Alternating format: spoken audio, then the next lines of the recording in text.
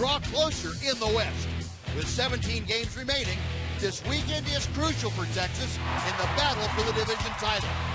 The atmosphere should be electric for the most important division series of the year. Your Rangers and the Oakland A's get it all going next on Friday Night Baseball here on TXA 21.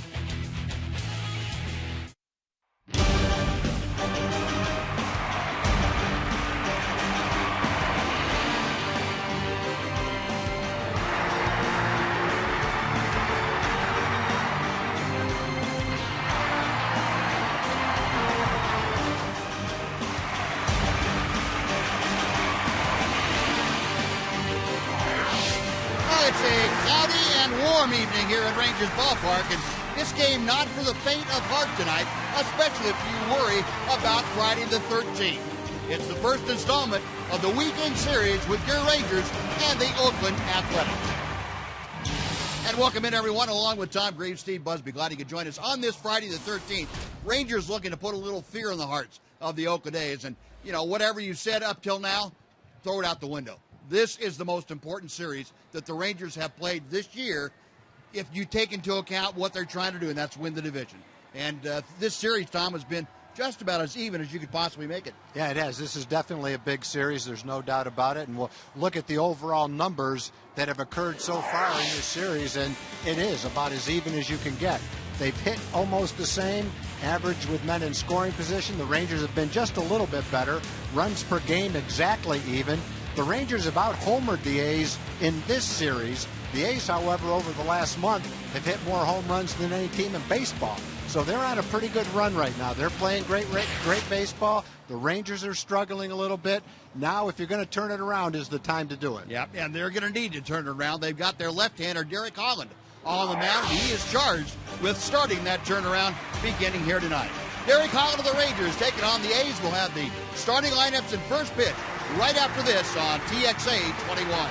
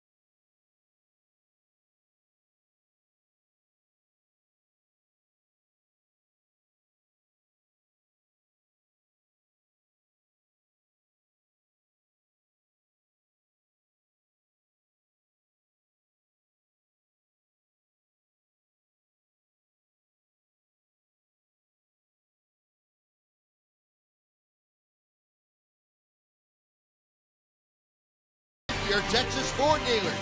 Visit your Texas Ford dealer and drive the best-selling trucks for 36 straight years. Ford is the best in Texas. By AT U-verse TV. And by TXU Energy. The right things right now. 1-866-CALL TXU.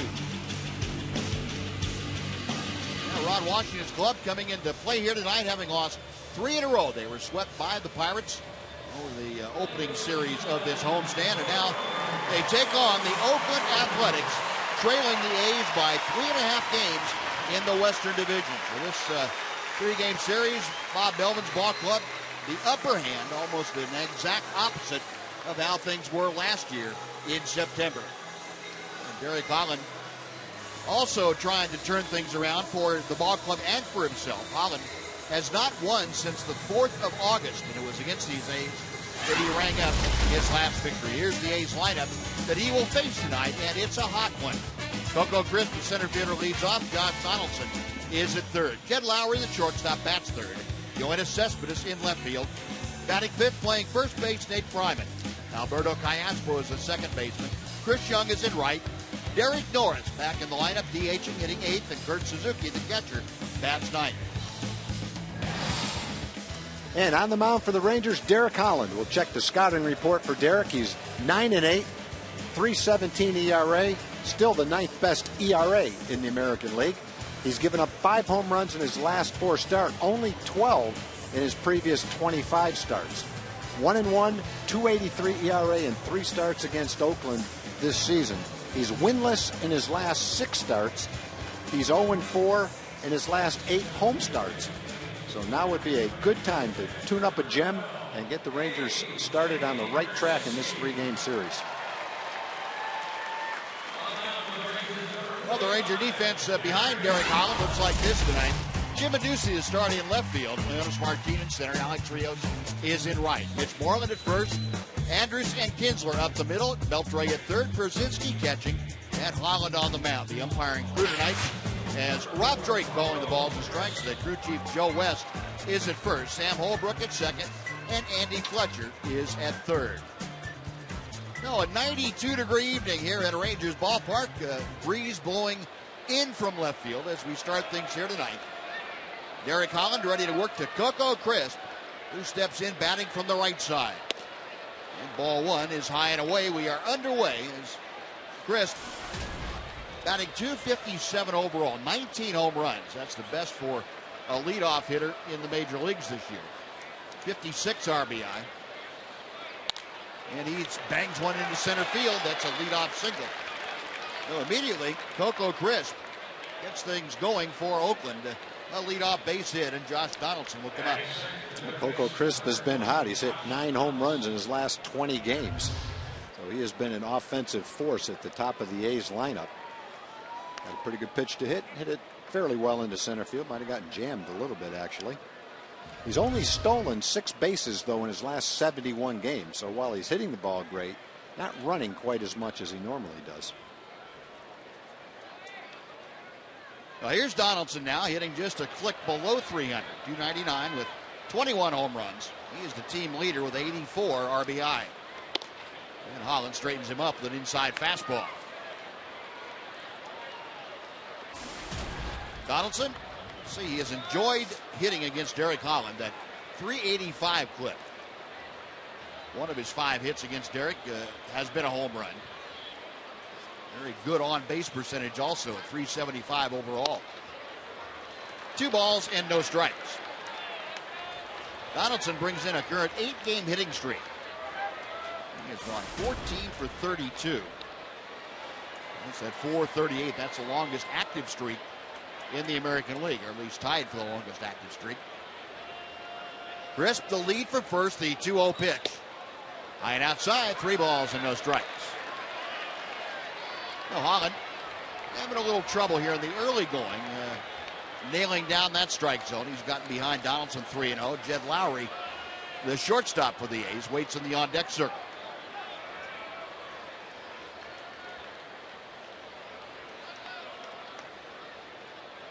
And Holland will make a toss to first base. Well, the A's walk a lot. And Donaldson leads the A's in walks by quite a bit, actually.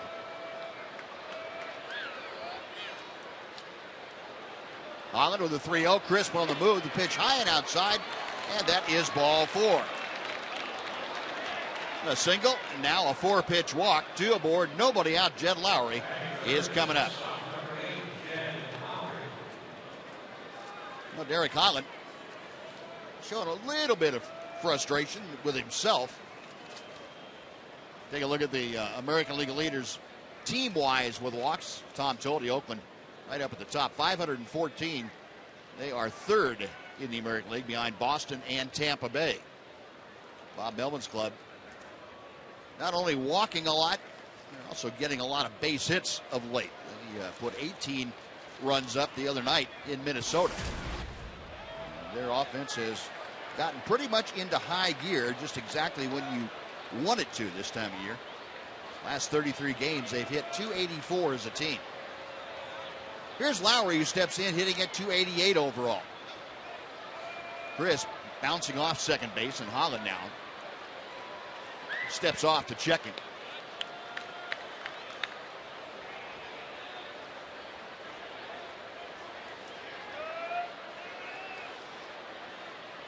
Lowry also a switch hitter up there from the right side. He takes the breaking ball, and it's a little bit low for ball 1. Well, Lowry's on a pretty good roll since the All-Star break. He's hit 20 doubles since the All-Star break. No one's hit more than that. On the season, he's 2nd in the league in doubles. He's hit 43 doubles. And 17 games to go. There's Howard needs to make a pitch right here. Yep. Make a good pitch, get a ground ball, stem this little rally that's going, and get back in the dugout. 1 ball, no strikes. Holland to the plate. Line to center field. That sends Leonis back. Making the catch, he hasn't, and Crisp thought about tagging up. He decided, however, not to try and advance. Scouting report on Leonis Martin has certainly made it around the American League by now anyway. I think so. Normally, I think on that kind of a ball, Crisp would go to third base. But he didn't even think about it that time. As we were talking about the last 33 games, the A's hitting at a 284 clip, 49 home runs in 33 games. Their slugging percentage almost 500 as a team. 179 runs in those 33 games. Almost 6 per game. So this is an offense that has really gotten it going. And here's the guy in the middle of the order who is the hottest right now. He has been driving in runs and doing a lot of damage in that number 4 slot in the order. Going to Cespedes, and aggressive as always, fouls off the first pitch. It's 0-1. Cespedes, a 7-game hitting streak. You go back over the little longer streak. There's that 7-game hitting streak we were talking about. 4th longest active streak. Cespedes has been a .420 hitter in the last 11 games. That covers the month of September thus far. Holland getting to go up. And Cespedes' ladder not quite tall enough. 0-2 the count. One thing about Cespedes, he will swing the bat. He's not up there to walk. Holland getting him to be aggressive out of the strike zone. Gotten ahead of the count, now 0-2. Crisp at second. Donaldson at first. Holland back to the plate. That ball is hammered high and deep to left center field. Martin back at the track, at the wall. It's gone. An 0-2 pitch, and Yoenis Cespedes puts the A's on top 3-0 as he bangs it into the bullpen in left center field. Well, the 0-1 pitch was a fastball up and away that he got Cespedes to chase. So now the count goes to 0-2. And the last thing Derek is trying to do is throw him a good pitch to hit 0-2. And the 0-2 pitch, unfortunately, comes right down the middle of the plate. I got to think he's trying to throw that ball off the plate, maybe up, somewhere where the second pitch was. Instead, 0-2. Pitch right down the middle of the plate, and there's 3 runs quickly. Nate Fryman takes an off-speed pitch in for strike 1. Ball just clearing the wall by 5 or 6 feet. Ryman fouls off the next pitch. And he's down on the count now, 0-2. Well, if you were to look for things in this series, getting out in front in the first game, extremely important. And chalk that up on the A's side right now. That is not the start Derek Holland had envisioned. It's not the start that the Rangers needed. But you just come back and see if you can not allow any more damage to be done here in the first and let the ball club hit.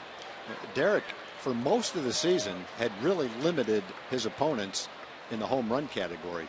We mentioned in the scouting report, good strike right there, in the scouting report that he had started to give up more home runs in the last 4 games, and unfortunately it's carried over into the game today, and especially on an 0-2 pitch. I mean, that's one he'll, I'm sure, think about all night long.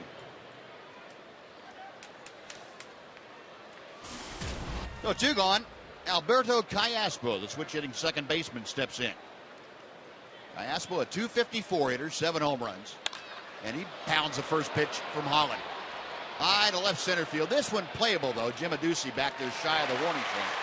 And he makes the catch. That'll do it. But the A's strike for 3 in the first on 2 hits and a walk. Yoenis Cespedes with his 23rd home run of the year. Rangers come to bat in the bottom of the first, trailing 3-0.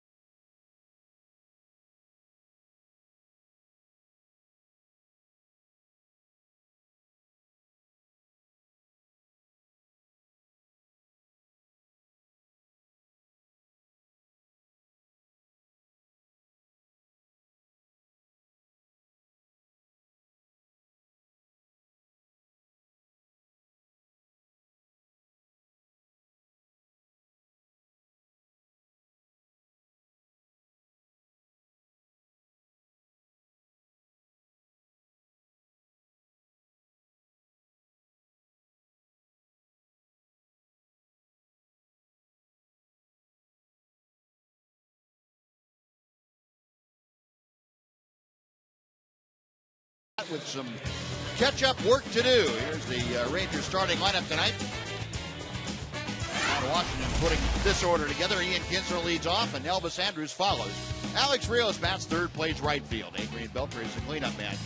A.J. Pierzynski catches and hits fifth. Mitch Moreland at first. Jim Adduci in left field.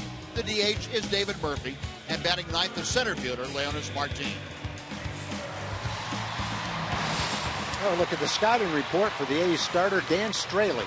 Having a good, solid season. 9-7 with a .415 ERA. 134 innings. Most innings for an American League rookie pitcher. Against the Rangers this year, he's had 4 starts. That's his record. Rangers have seen him where they've had some pretty good success against him. They've seen him when he's been very tough as well. Good sinker, good slider. Pretty good changeup. Pitch outside to Kinsler. It's 1 ball, 1 strike. Ian at .273. He is 3 for 10 against the rookie right-hander, Dan Straley. And ball 2 is low and away. Kinsler with 11 home runs, 61 driven in. September has not been kind to Ian, nor has it been kind to the Rangers, as a matter of fact. The Rangers just 2-8 so far in the month of September, trying to turn their fortunes around, however, here tonight.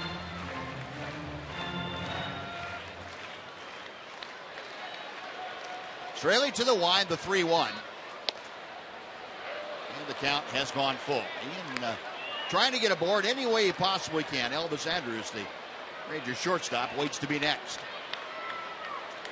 Crowd still filing in here tonight. Looks to be Very nice turnout on this Friday night here at Rangers Ballpark. Payoff pitch to Kinsler. Inside ball 4. No leadoff walk. That's not how Bob Melvin envisioned the bottom of the first starting, or Dan Straley for that matter. The Oakland defense behind Straley tonight has Cespedes in left, Crisp in center. Young is in right field. Bryman the first baseman, Cayaspo and Lowry up the middle, Donaldson at third. Kurt Suzuki catching Dan Straley, the young right-hander. Straley tied with Martin Perez for the most wins by rookies in the American League. They have 9 apiece. First pitch to Elvis. Ball 1. Andrews is one of the hotter Rangers at the moment. He is almost hitting 270 now.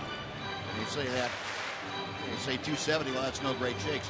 Considering where Elvis was about 4 weeks ago, it's amazing. And he has had to do an awful lot of work to get to there.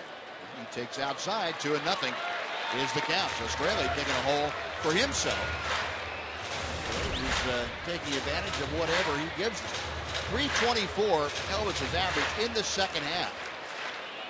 That's a relatively long time, too. That's over 180 at bat, so that's a pretty significant trend right there. Kurt Suzuki out to remind Straley that there is a 3 on the board for his team. And not to put a 3 up for the other team. Yeah, you want to keep that 0 up there for the other team if you can. And we'd like nothing more than a walk and then see Alex Rios get one up and hit it into the A's bullpen. Yeah. Return the favor. Rangers kind of licking their chops. Pitcher going out there and not able to get the ball in the strike zone consistently to start off with. 2-0 pitch now to Elvis. Takes that for a strike, and it's 2-1.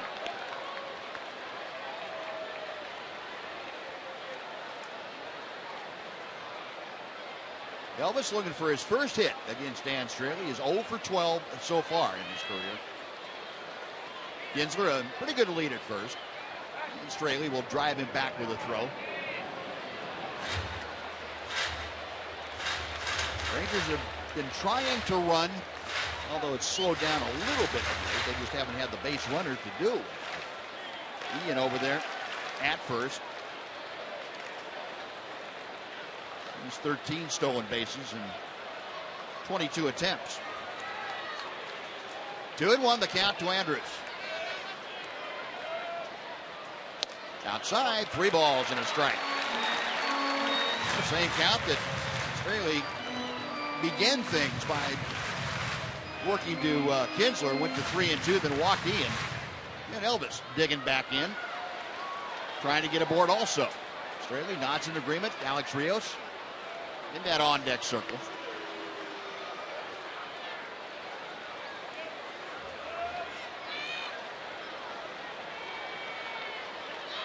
Straley, a belt high set. And ball 4 is high. Back-to-back walks to open up the Ranger first.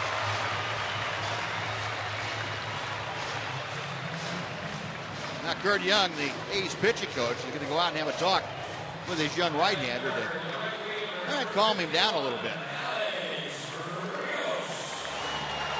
Well, he's certainly aware what a big game this is, and he wouldn't be human if he didn't have a few butterflies out there. Trip out to the mound trying to calm him down. Rangers, in this situation, you've got power hitters coming up. He's just walked 2 guys. You got to think he's going to try to get ahead right here with a fastball. But after 2 walks, it's got to be a good pitch to hit right here before you just swing at the first thing you see. Well, Alex has been the hottest Ranger hitter the last couple of weeks. 4 out of 7 in his career against Straley. He has Kinsler at second, Andrews at first, after back-to-back walks begin the Ranger first inning. Alex with 16 home runs, 68 driven in. The last 9 ball games, he's almost been a 400 hitter. And the time called is like Kurt Suzuki asked for time, and Straley backed off. Now he's ready to reset. First pitch to Rios is coming. Outside and low, ball 1. 12 pitches. He's thrown 3 strikes so far. Bob Melvin and Kurt Young. One thing about Straley being a rookie, he didn't go through the entire stretch last year with the Oakland A's. A lot of their young pitchers did, and kind of got the feel for it. This is his first really experience, this kind of stretch drive scenario in the middle of September on. Well, he's kind of learning on the fly. A ball and a strike to Rios.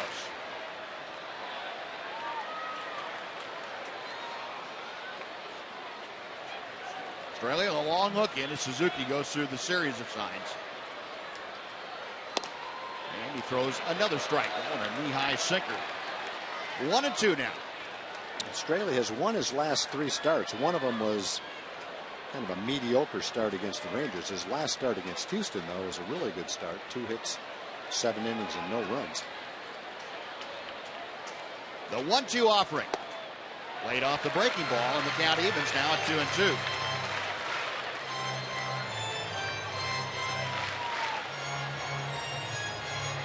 Straley finding his control a little bit here in the first inning. Walks to Kinsler, and Andrews have them aboard. Nobody out. A 2-2 count to Alex Rios.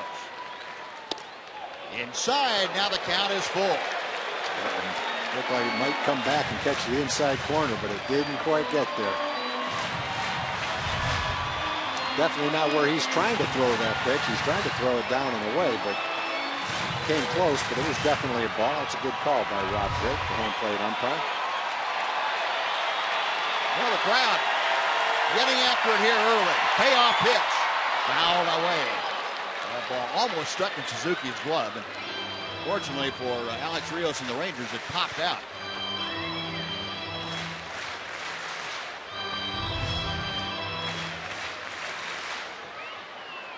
Also, he popped out right in the middle of his mask. Pretty good pitch. Tied him up a little bit on the inside corner of the plate. A little more out over the plate. There go the runners, and the pitch is hit in the air to center field. That's playable for Crisp as he backpedals, makes the grab, and back to second goes Kinsler. Back to first as Andrews. They were running on the pitch, and that is out number 1, and brings up Adrian Beltre. Yeah, if they weren't running on that, Ian easily could have gone back and tagged up and gone to third base. Crisp covers ground well in center field, so in that regard, he's a solid center fielder. Doesn't throw well. And I think any chance the Rangers have to run in this series on balls hit to him, they will try to do that. Not much they could do right there. So first and second, 1 away now. Adrian Beltre steps in. Beltre trying to pick things back up. He has fallen off of late. And takes the breaking ball in for strike 1. Adrian, the top run producer for the Rangers, 318 the average, 85 RBI with 28 home runs. He has gone 4 for 14 in his career against Dan Straley.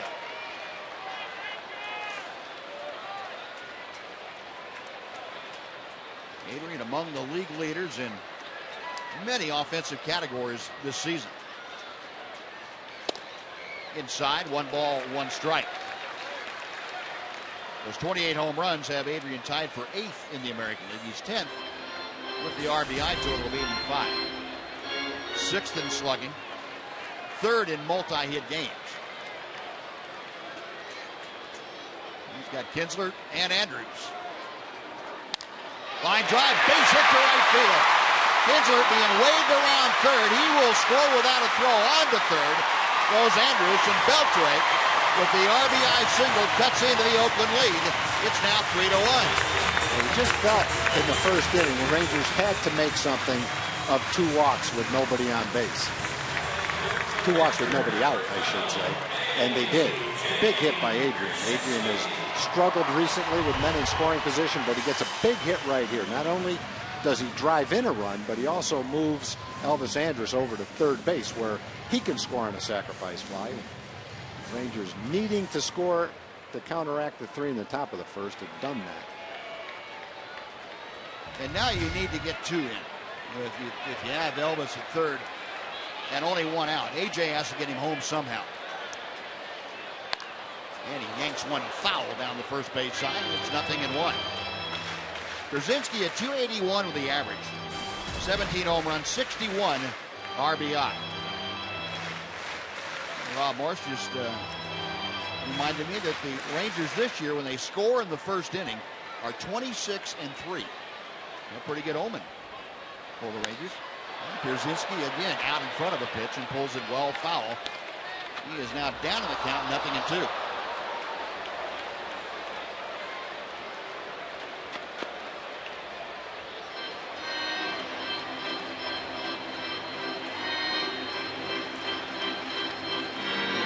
Andrews, the runner at third base. Adrian Beltre across the diamond at first. He's positioned slightly around to the right for the left-handed hitting Brzezinski. The 0-2.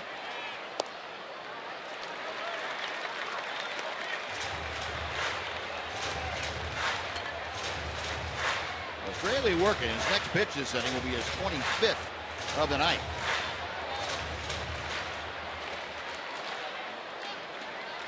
Right-hander is ready. And AJ goes up the ladder and fouls off a pretty good fastball. It's still 1-2.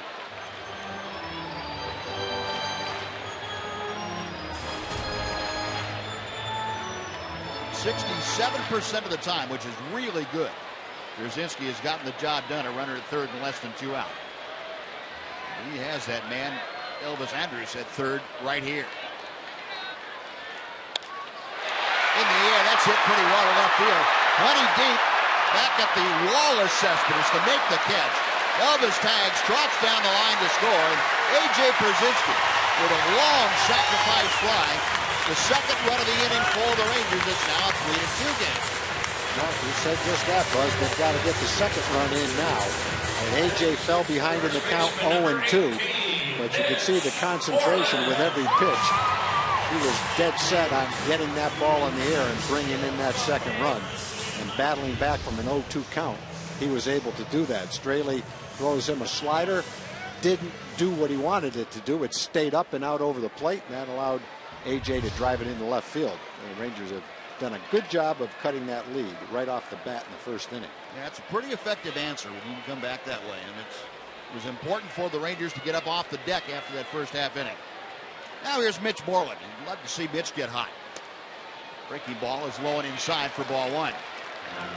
Moreland has really suffered through a difficult time. He is 0 for his last 15.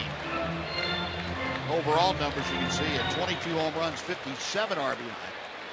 But that batting average now down to 236.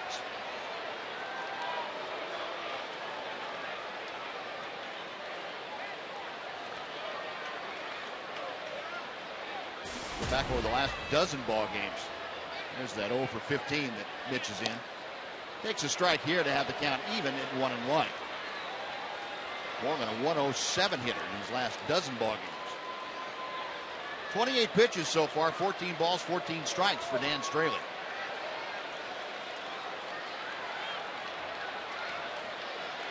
Beltre, a modest lead at first.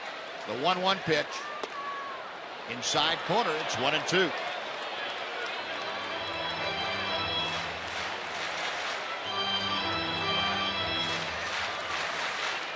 Like Mitch really intent on trying to drive the ball the other way, taking that inside fastball.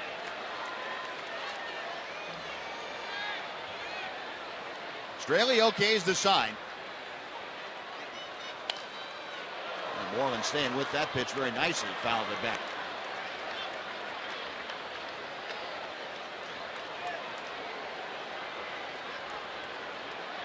You know, Derek Holland trying to gather his thoughts, and nobody feels any better about what the ball club has done in this inning than Derek Holland. It's almost a reprieve, a second shot. Very, very close to that. Go out and start all over again. Another 1-2 pitch. Now the count even. And if you're Derek Holland, you have to look at the next inning as almost needing to be a shutdown inning, where your ball club has scored. Forget what the score is right now. If your ball club had just scored, go out and hold the other team scoreless. Now the 2-2. 3-2. Moreland coming back from being well down to the count. It's running full. Holland trying to get aboard to extend this first inning. Jim Aducey waits in the on-deck circle. Well, when Straley's throwing well, his slider is probably his best pitch. Has not been a good pitch for him in the first inning. Has not been able to throw it for a strike. Well, Beltre will be off with the next offering from Dan Straley. Ryman backing up behind him. There goes Beltre. 3-2 pitch. Line to right field. A sinking line drive. Caught out there by Chris Young. And Moreland hit it hard, but it stayed up for the out. Rangers answer with a couple of runs. On one hit, they lead one. We're going to the second. A's 3, Rangers 2 on TXA 21.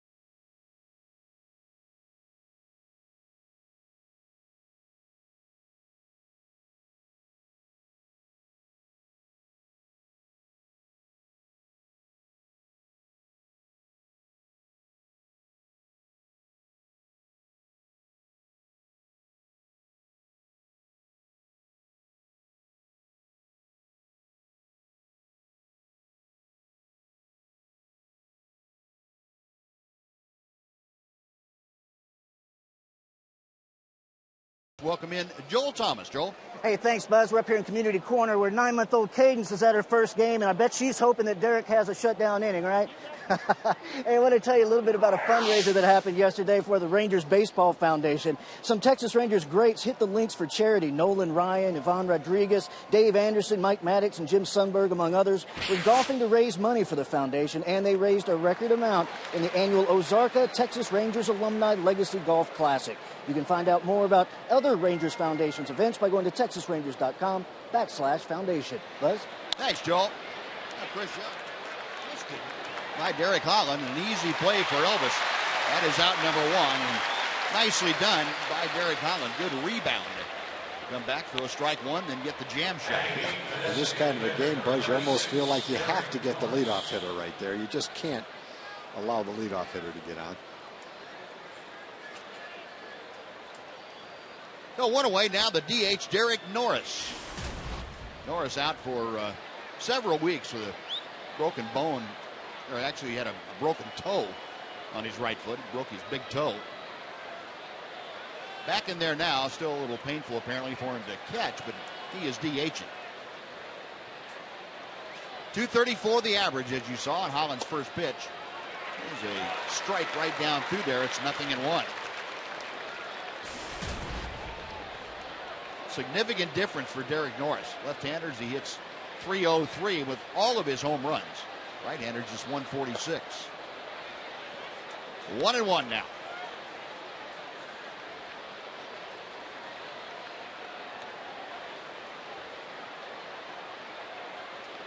Holland into the wide. The left-hander deals. Smashed by Beltre into left, a base hit. That pitch stayed up. Off-speed delivery, and Norris waited on it nicely. That's the third hit of the night against Holland. That got through the infield in a hurry.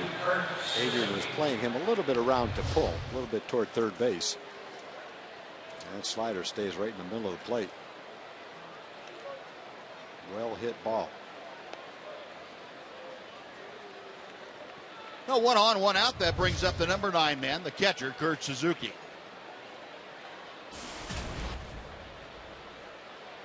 A's had both their top catchers, Norris and John Jaso, on the disabled list at the same time. And Suzuki came over from Washington, came back to Oakland after the deal was made. Of course, Suzuki, a long time A.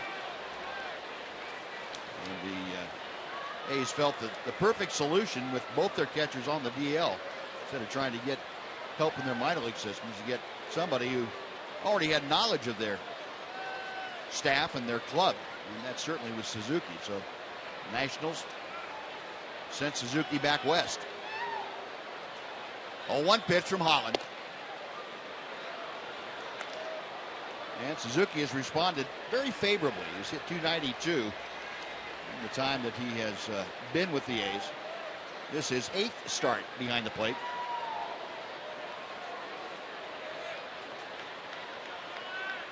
Holland of the Rangers looking for that double play ground ball at an infielder. 2-1 now. The Elvis and Ian, couple of steps in from their normal depth at short and second. Outfield shading Suzuki a couple of steps around to the right.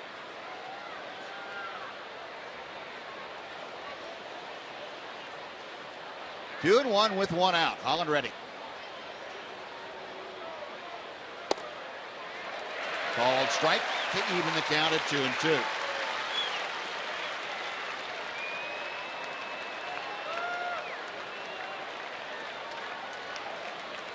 Derek trying for the 7th time tonight to become just the 2nd left-hander in Ranger franchise history to win 10 or more games 3 consecutive years. Kenny Rogers the only other to do it.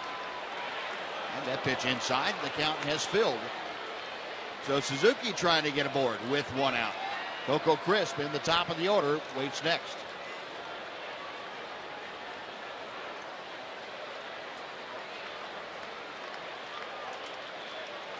Holland peers in for the sign. Suzuki waits.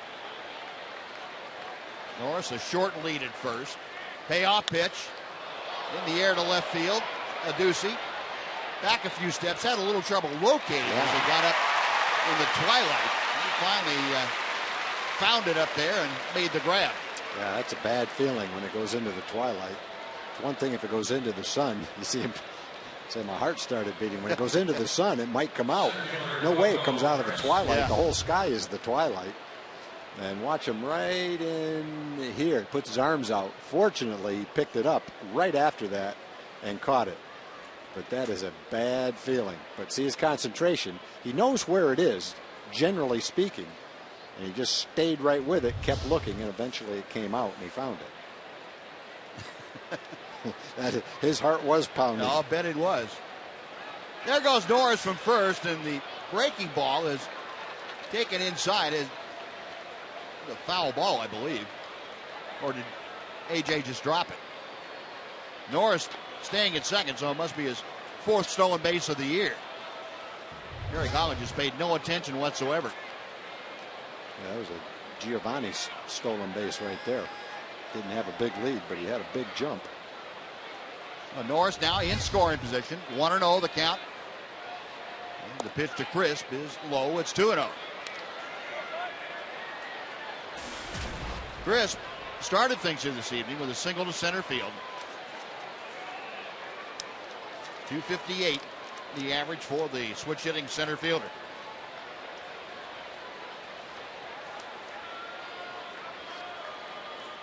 Holland back to the plate. The ball is hammered down the left field line, but it's hooking and going foul. Boy, that thing was a rope that got out of here in no time. Boy, he's getting his breaking balls up. Be careful. And those tend to go a long way. They go hard, too. The one that Norris hit was a bullet. That's the same pitch as the one that Norris hit. Crisp got that one up a little bit. Normally that pitch breaks sharply down, in, and out of the strike zone a little bit. But this inning, it's staying up.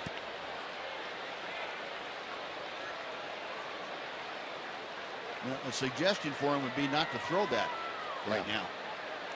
Go with something else. 2-1 the count. This one in the air to right center. That's hit pretty well too, but Leonis Martin has a bead drawn on as he goes into the alley and makes the catch. So the side retired.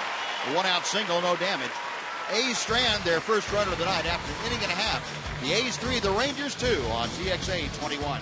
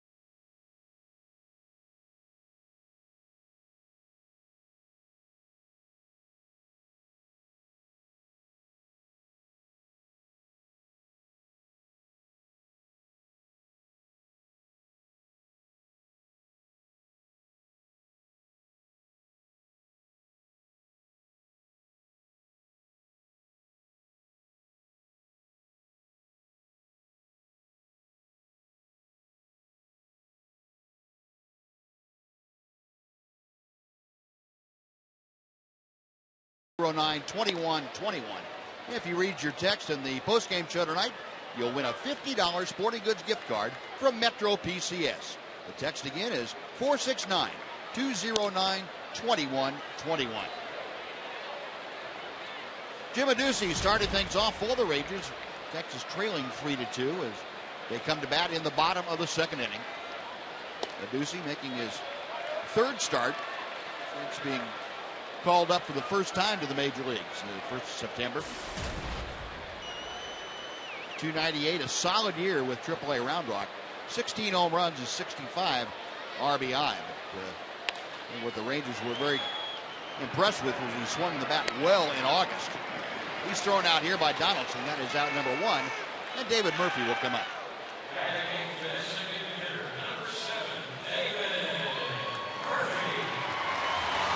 Murph steps in. Wednesday, you'll remember, Murphy hit the ball hard a couple of times. Had a hit in 2 at-bats. Lined out another time in that ball game against Pittsburgh.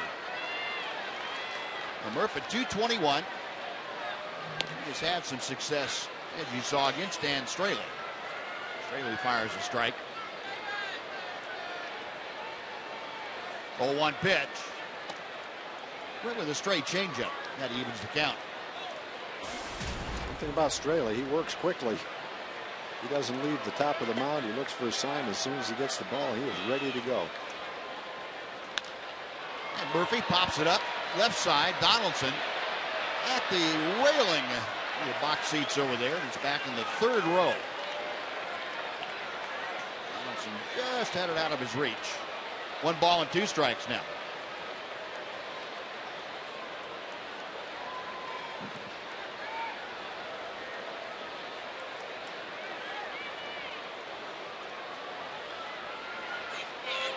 Straley kind of standing side saddle on the rubbers. He goes to the wide and pitches in the dirt. 2-2 to Murphy.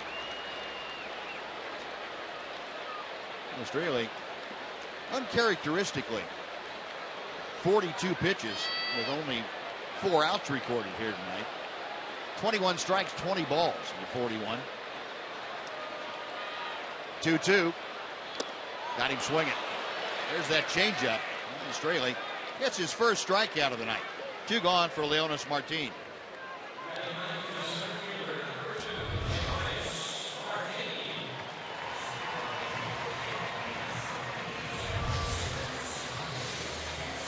Watching that replay, that looks like a slider that he took something off of.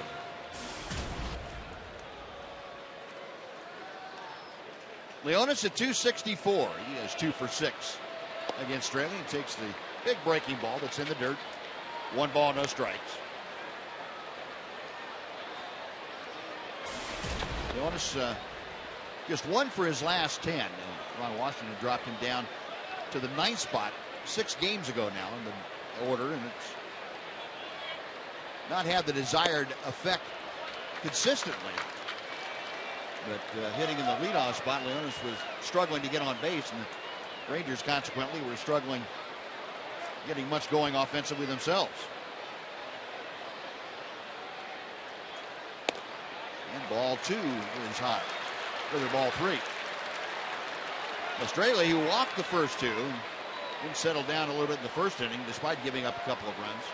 Falling behind here 3-0. Now 3-1. Leonis trying to get aboard with 2 outs here in the second. Ian Kinsler will be next. Hopefully in this inning with Martin at first base. Yeah, hopefully Martin will get on first base and try to steal second base. This one's popped up. That's not going to get it done. That's fastball in and jammed it. Yeah. Donaldson in foul territory makes the catch. It turns into a 1-2-3 second inning for Straley and the A's. We're going to the third. It's the A's 3, the Rangers 2 on TXA 21.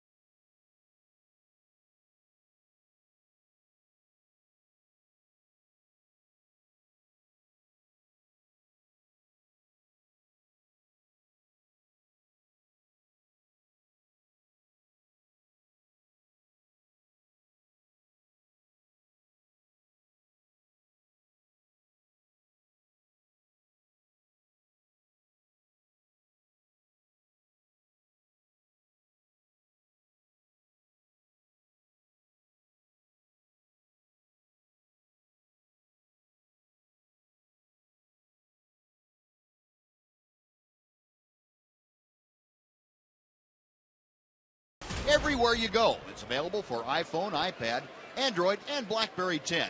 At Bat delivers Rangers baseball with live audio, pitch tracking, stats, news, highlights, and a lot more. Text At Bat to 31826, or you can visit TexasRangers.com for details. A's come to bat in the top of the third inning. And Donaldson going after the first pitch, lines it to deep left field, and that ball's gone. Well, Josh Donaldson goes after the first Derek Holland offering, and it looked like another hanger. And the result is a 4-2 Oakland lead. Donaldson, his 22nd home run of the year. And you mentioned that Derek's been a little bit prone to the home run ball in his last 4 starts, and already today he's given up a couple. One on an 0-2 fastball that caught the middle of the plate. That a first pitch slider that goes curveball right down the middle of the plate. He's hanging his slider. Got crisp on a curveball to end the second inning. Hit it pretty well to right center. Started Donaldson off with a curveball and it caught the middle of the plate. And home run ball has become a problem for Derek now. Not many guys are going to miss that one. Nope. 1-0 pitch to Lowry. That's line to center, a base hit. And another pitch up in the strike zone. This one a fastball. Lowry all over it, tattooed it for a base hit to center. Now Yoenis Cespedes coming up for his second at bat. And Mike Maddox making a call down to the bullpen. Now, this has been a streak where Ranger starters have, for the most part, put the club in holes they're not capable of digging out of right now. Middle of the ball game, they've gotten down by multiple runs, and it's been difficult. Yeah, it's a big game, and Derek knows it's a big game, and he's prepared for the game, and he's coming out trying to make the pitches to get him out, and just so far he's just not able to do that. Just can't command the pitches the way he normally does. Our 4 leaderboard tonight, as we take a look at the batting average leaders in the American League for the month of September. And Cespedes right there at the top at 419. Jose Altuve at 412. Trout at 400. Hardy and Hosmer. We'll see Hosmer on the next trip. High and tight. 1 ball, 1 strike to Cespedes. Yoenis now with 23 home runs, 74 RBI as he cracked a 3-run home run in the first. A's 4 runs on 5 hits against Holland. Lowry at first, the 1-1 pitch. It's a fastball right down through there. I think he caught Cespedes looking for something off speed.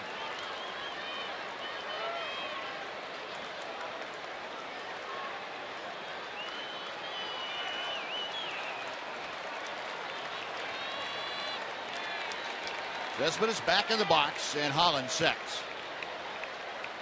And he will go first base way to drive Lowry back.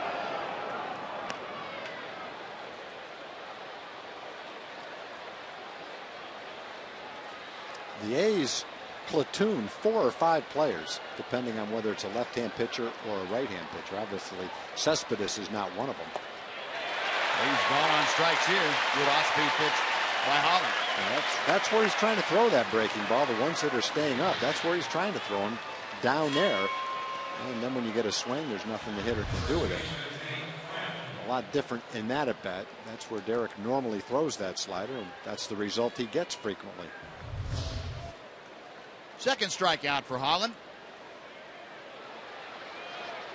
First out here in the 3rd inning with Lowry at first base still. Nate Fryman, who struck out in the first, steps in. And again, Holland going to work on Lowry at first. A's don't run a lot. They've only stolen 65 bases as a team. And 19 of those have been by Coco Crisp. But they'll do a lot of hit and running and what have you, getting people in motion to create some holes in the infield. Fryman's found a few holes in the last 16 games, a .355 average. Well, Fryman's a guy that plays against left-handed pitching, and when he does a nice job. Big man, about 6 feet 8 inches tall. Well, he's got some leverage up there. Also hits a lot better at home than he does on the road. Yeah, which sounds like kind of the opposite of the way it should be. Oakland not known to be a good hitter's ballpark, but he enjoys hitting in front of his home crowd. Out of play to the right, and Holland now quickly in front of the count, 0-2. The 4 left-hand hitters that are on the bench, Moss, Reddick, Smith, and Sogard, will play against right-handers. So Bob Melvin maneuvers a lot of players kind of on a regular basis in and out of the lineup. When you're being platooned, you're not playing every day, but you feel like a regular because you're playing on a regular basis against a lefty or a righty. So Fryman going to end up the season with a pretty good amount of bats, over 200 at bats.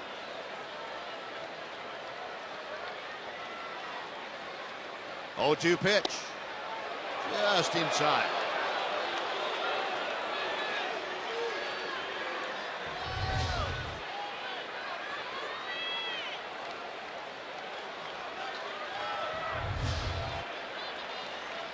Holland peering in for the sign. Lowry steps off the lead at first base.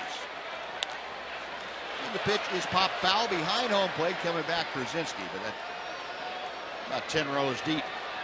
Couple of birthdays today. Keith Marks from Lancaster was 93 years old yesterday. And Shirley Kokendolfer from Austin was 93 years old yesterday as well. Happy birthday, Keith and Shirley.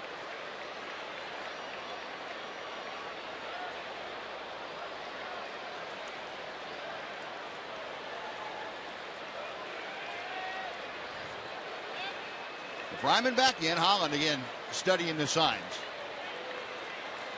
Picks out one he likes. Well, the 1-2 pitch. To the right side by Kinsler into right field. Stopping at second is Lowry as Alex Rios gets to the ball quickly. Good job of hitting, though, by Nate Fryman, going the opposite way as Holland worked him away. And well, there are two aboard with one out. Alberto Callaspo is coming up.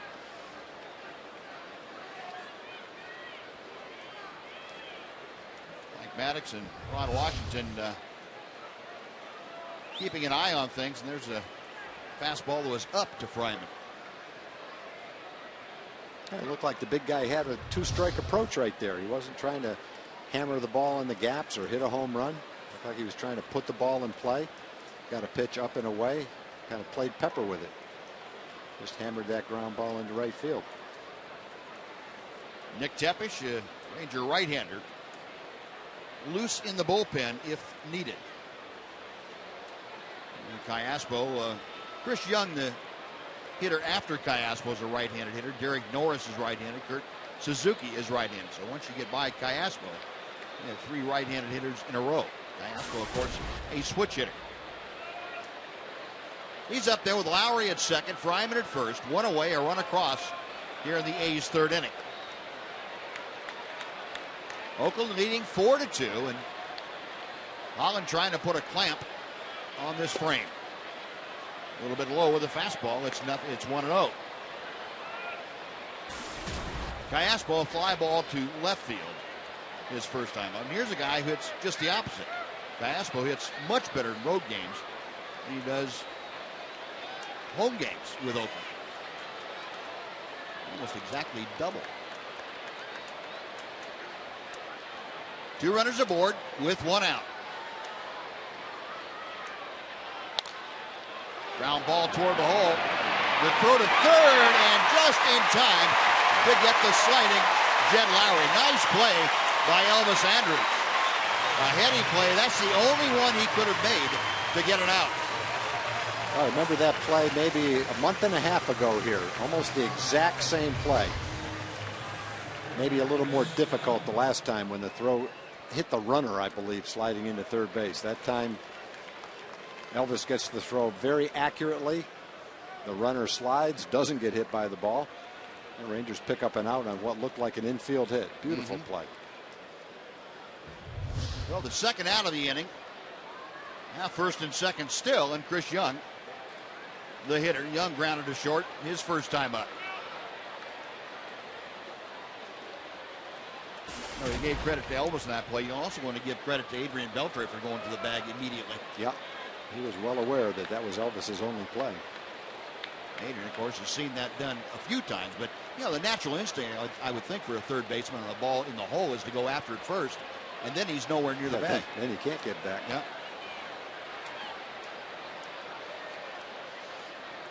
Holland ready for the first pitch to Young. Skied to center field.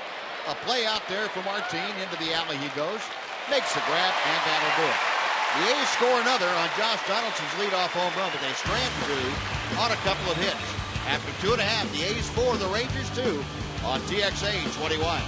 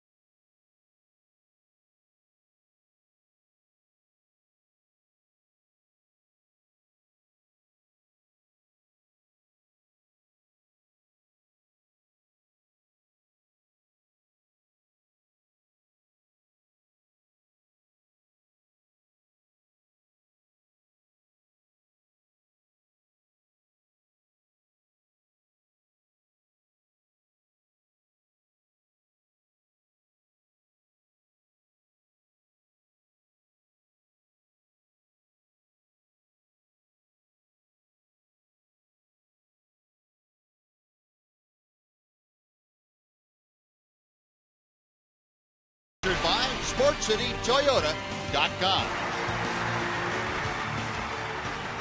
Now Ian Kinsler stepping in to start the bottom of the third. A's leading the Rangers 4-2. Kinsler walked and scored back in the first inning. Takes a breaking ball for a strike. I want to pass along a very special hello to one of the guys that really is a huge part of our production crew. Tom and I and the entire crew like to send our best along to Steve Tennyson, and he is one of the best cameramen in the business, and certainly a very valued member of our production crew. Makes our job a lot easier and helps you enjoy all of the sights and sounds of Rangers ballpark when he's here. Steve, a little bit under the weather, and Steve, make sure we're all thinking about you. We're all with you, and you do whatever you need to do to take care of yourself, and we look forward to having you back here when you get better.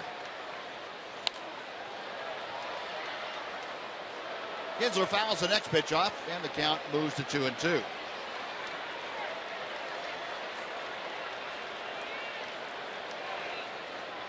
A's 4 runs on 6 hits. Rangers 2 runs on just 1 hit. Here's Adrian Beltre's RBI single back in the first.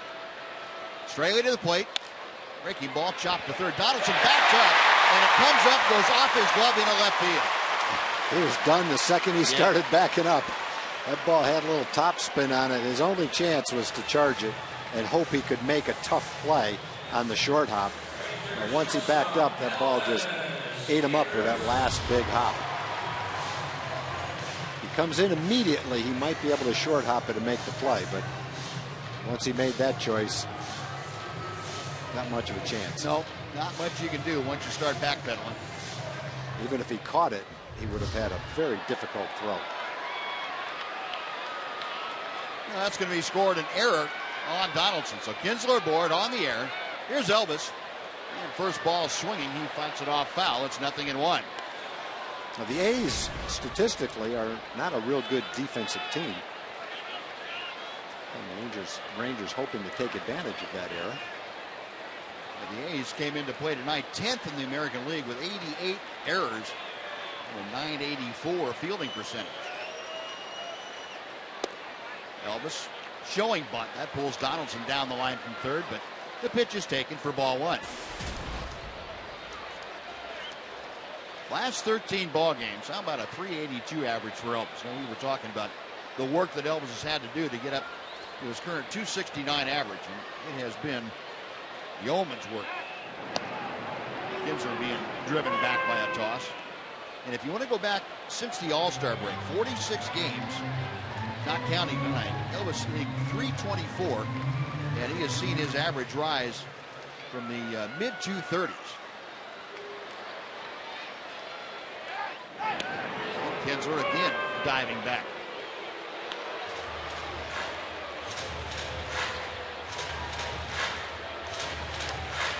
Going in on with the error charge to Donaldson. Nobody out. Rangers trailing by a pair, trying to chip away at that A's lead. There goes Kinsler. The pitch is hit right back to Straley. He knocks it down. The only play he'll have is the first. And Elvis is out, but Kinsler safely in at second base. He'll be there with 1 away for Alex Rios. And the Rangers will attempt to run whenever they can, getting a man on first base. Kurt Suzuki has struggled this year trying to throw out runners. In fact, on the season, he's only 4 out of 61 catching base stealers, 0 for 4 since he's been with the A's. So with the guys that the Rangers have that can run, the key is getting on base to try to take advantage of that. 4 for 61. I'm not a very good math guy, but I know that's not very good. No. Well, that's one of the Rangers' strengths when they get on base. I still remember that series against the Angels when they just ran at will. Yep. Those are fun games to watch. Here's Rios, who skied to center field. He takes a breaking ball for strike 1. Alex trying to pick up Kinsler from second.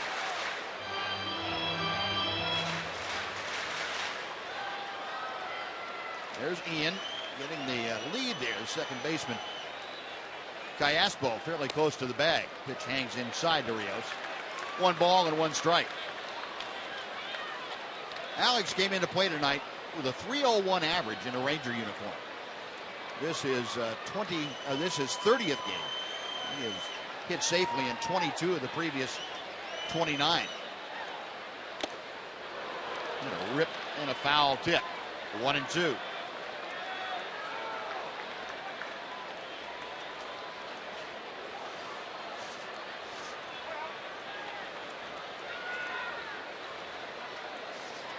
Kinsler peering in from his leadoff point out of second base. Straley checks him a couple of times. And the breaking ball, he went around, says Joe West, the first base umpire. That is strike 3. Looked like his hands went forward, but then he kept the bat back. Joe's got a much better angle than we do from way back here, so we'll defer to him. Yeah, that was close. That is pretty close. That's a lot closer than I thought it would be here. I didn't think he came close to swinging. He came pretty close. As a hitter, that's one, as a hitter, you'd watch that and say, I didn't swing. And if you're the pitcher, you'd say, yes, he did swing. And exactly. Just kind of leave it up to the umpire on that one. A second strikeout for Straley. Now Adrian Beltre will try to drive in a run for the second time tonight. Breaking ball. Bends in over the inside corner for strike 1. Adrian said, you sure about that? Looked a little high, but it's all right. Beltre now 86 RBI. Kinsler would represent number 87 for him out there. Straley's 0-1. Adrian kind of caught in between and couldn't pull the trigger. 0-2. Yeah, that's something that when Adrian is on a streak, good streak, that pitch is murdered right there.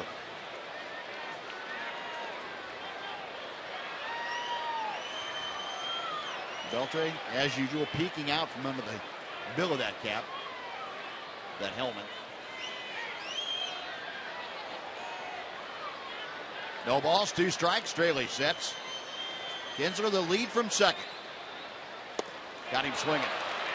Back-to-back strikeouts. Kinsler left stranded. There was no hit, an error in the inning. And we're going to the 4th. It is the A's 4 and the Rangers 2 on TXA 21.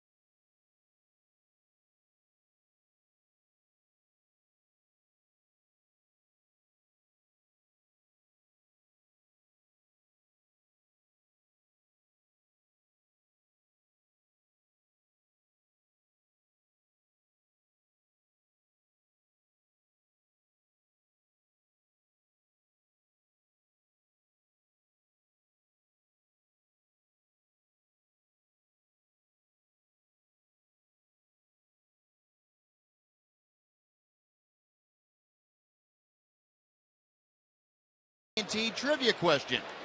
On this date, 1934, Major League Baseball sold the broadcast rights to the World Series to the Ford Motor Company. We want to know how much Ford paid for those rights. And no, it wasn't a trade out for Model Ts. We actually had to come up with the cash. That's one I didn't know. That they'd sold it, or how much? That Ford Motor Company bought it. I definitely don't know how much. No, I don't either. I'm going to guess, though. I'm going to write it down. I'm not going to guess out loud. That way, if it's bad, I won't have to say it. And Derek Norris starting off against Derek Holland here in the 4th inning. And he promptly goes after that first pitch and rifles one by Elvis Andrus to center field for a leadoff single. And let's head over once again to Joel Thomas. Joel? Hey, thanks, Buzz. We're up here with a memorial fund for Australian baseball player Christopher Lane, who was shot and killed earlier this year. And joining me now is Karen Morris with the Rangers. And tell us about the fundraising activities and what folks can do to help out. That's right. The Texas Rangers Baseball Foundation and Texas Rangers Wives are partnering to host a grab bag sale on Saturday, September 28th. There'll be baseballs, game-used bats, game-used jerseys available for $50 to $100 or $200. And also fellow countrymen, Travis Blackley. I'll grab one of these here for you. You give me the Oakland A, yeah. I see. Have signed jerseys that'll be available for auction that night, and a portion of the proceeds again will go to the Christopher Lane Memorial Fund to help support future Australian baseball players. All right, thank you, Karen. And again, that's September 28th when we're playing the Angels. Everybody can come out to the ballpark and have a good day. Thanks, Joel. Yeah, great cause, and that'll be that Saturday. So mark that down on your calendars. Kurt Suzuki at the plate at Holland, working on. Not gonna let Norris steal another base against him. You already had your stolen bases this week. The only time that he's ever had a ball thrown over to first base twice while he's been there. Suzuki, a fly ball to left, his first time up there. And Norris hasn't wasted any time today. He's hit 2 ropes into left field right off the bat.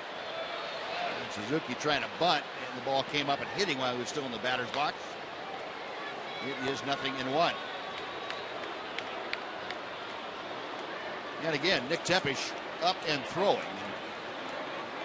The way things have gone for Derek Holland, I don't think he's going to. Tepish is going to have much longer to warm up. Derek has struggled, and quite honestly, in this series, you just can't afford to stick with a guy who doesn't turn things around immediately for you. Nope. 0-1 the count.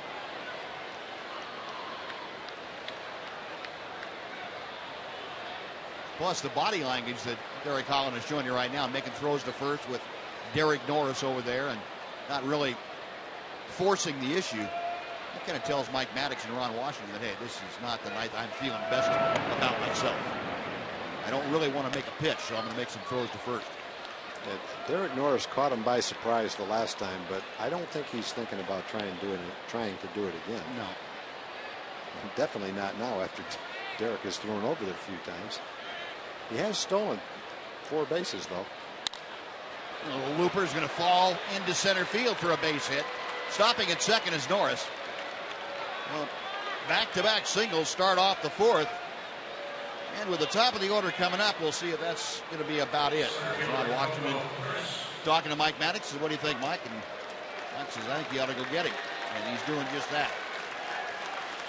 So Holland has allowed 8 hits, 4 runs, a couple of home runs.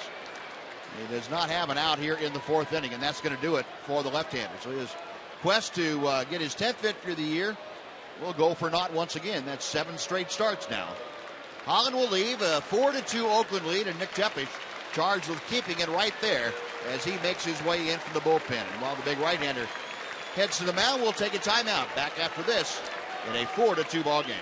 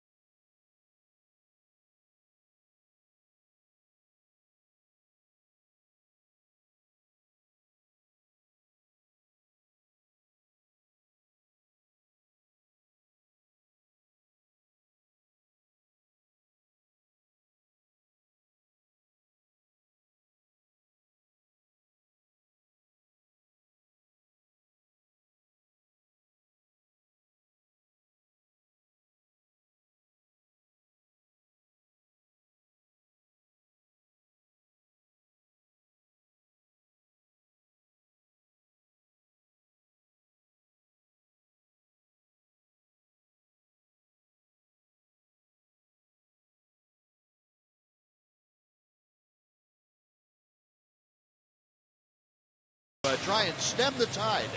Those are the numbers on Nick this year. And they had a couple of good relief outings for the Rangers. Tough assignment right here. You just don't feel like you can give up any more runs, but he comes in with first and second and nobody out and has to start off with the top of the order. Tepish, the 24-year-old right-hander out of Blue Springs, Missouri, just outside Kansas City. Last outing was a start. He went 3 1/3, and matter of fact, he's gone 3 1/3 in both the outings since coming back to the big leagues off of his disabled list stint. He inherits Derek Norris at second, Kurt Suzuki at first, and the leadoff hitter Coco Crisp, switch hitter, will turn around to bat from the left side against the righty Tepish. Crisp is 1 for 2 tonight, a single, a run scored in the first, a fly ball to center his last time up there. Adrian Beltre playing in, expecting a bunt from Crisp. No bunt here, and a fastball is outside for ball 1.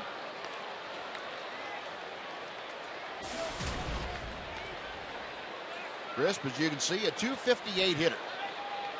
Those home runs that he has had have come in bunches for the A's leadoff man.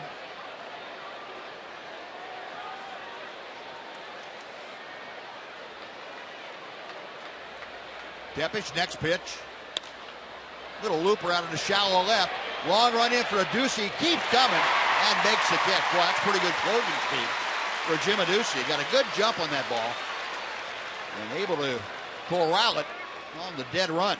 Yeah, big out for Nick Tepish, too. You get a hot hitter, Coco Crisp, who's not only hitting for average, but hitting for power. He jammed him. Fortunately, the little looper didn't fall in front of Jim. That's one big out. Now with another pitch in the right spot, you can get the double play and head on into the dugout. Josh Donaldson, a walk, a run scored, a home run as he led off the third inning. And he is 1 for 1, scored 2 runs, 85 RBI. Tepish off the plate inside for ball 1.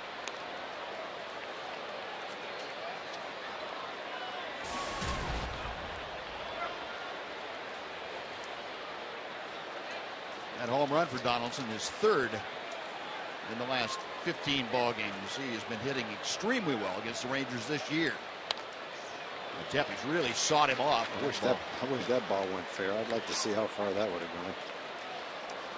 That ball would have gone about as far as the one Bob Sturm hit yesterday in the home run challenge. Did he belt it? He belted it just like that. Got right almost back to the pitching machine. It did. Yep. No, I shouldn't say that. Bob did a good job. Bob and Dan both hit the ball well. Donovan Willis hit the ball well. 2-1. Unfortunately, we had a ringer on our team. Besides you? Yeah, besides me. Kenny Hill. Uh-oh. Brought in Kenny Hill. Yeah.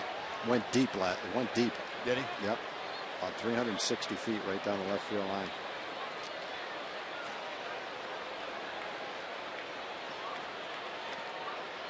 Two balls, one strike as Tepish checks the runners. Now 2-2.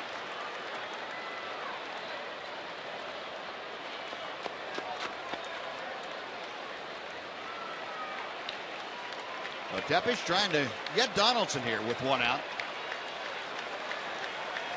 Got Norris at second, Suzuki at first. Rangers looking for the ground ball that they can turn over. The 2-2. The right center field. Leonis Martin in a hurry. He won't get there. That's up the alley all the way to the wall. Norris scores. Suzuki right behind him. He will score. And into second with a 2-run double is Josh Donaldson. It is a 6-2 A's lead. Well, Donaldson, big day through 4 innings. A walk, scored a run, a home run, and now a 2-run double.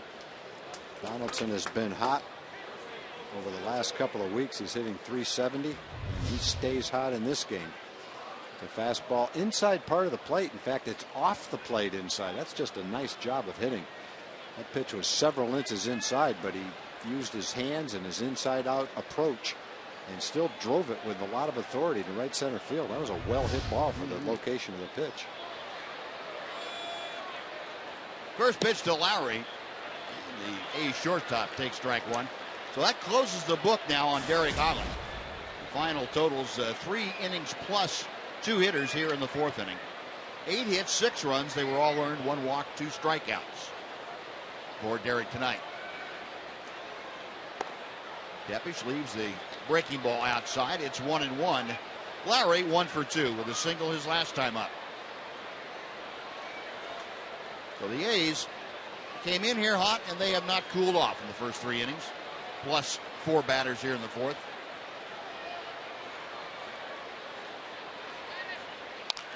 Pulled hard, but foul outside first. It's 1-2.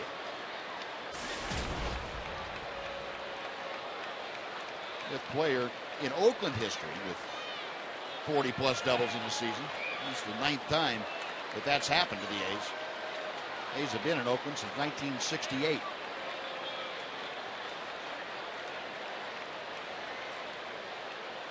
One and 2.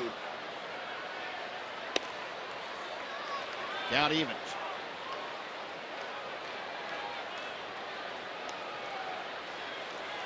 Now the A's won 2 out of 3 in Minnesota. That just completed series up at Target Field. They have won 7 of 10 and 13 of 17. Outside. 3-2 now.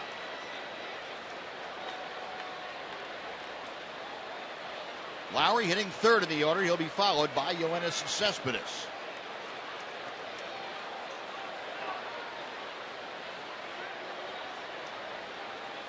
Payoff pitch on the way. We'll have to try it again.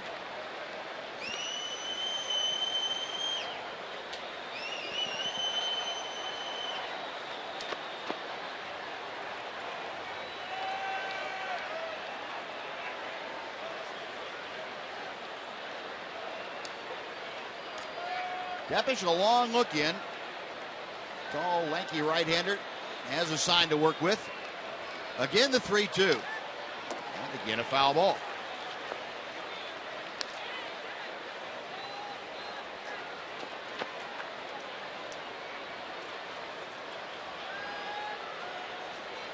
A's scored 3 in the first. Rangers answered with 2 in the bottom of the first inning. Neither club scored in the second. Josh Donaldson's home run in the 3rd made it a 4-2 game. And then 2 more here in the 4th inning on Donaldson's 2-run double. Makes it a 6-2 Oakland lead as Jed Lowry really giving Nick Tepish a tough at-bat. The A's came into this series as a hot team. Great offensive numbers over the last month or so. Good win-loss record over the last 3 weeks, and they're picking up right where they left off in this series, jumping off to a big lead. 9 hits in 3 1/3 innings.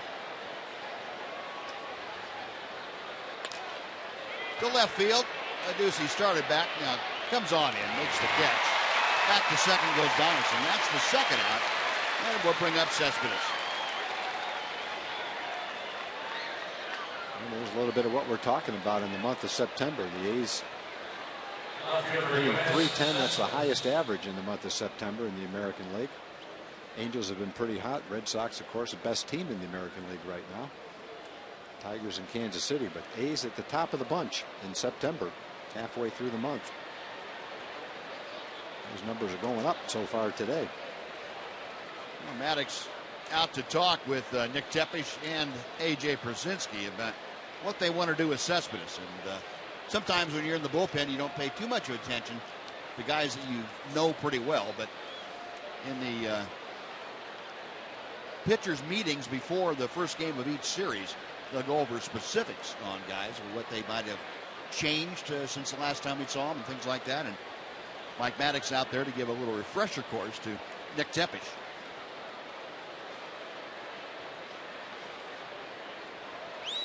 Well, that conference concluded. Now Cespedes steps in. The A's left fielder is 1 for 2. That 3-run home run in the first inning. Last time up, he struck out. Got Donaldson at second with 2 outs at the top of the 4th inning. 1 ball, no strikes.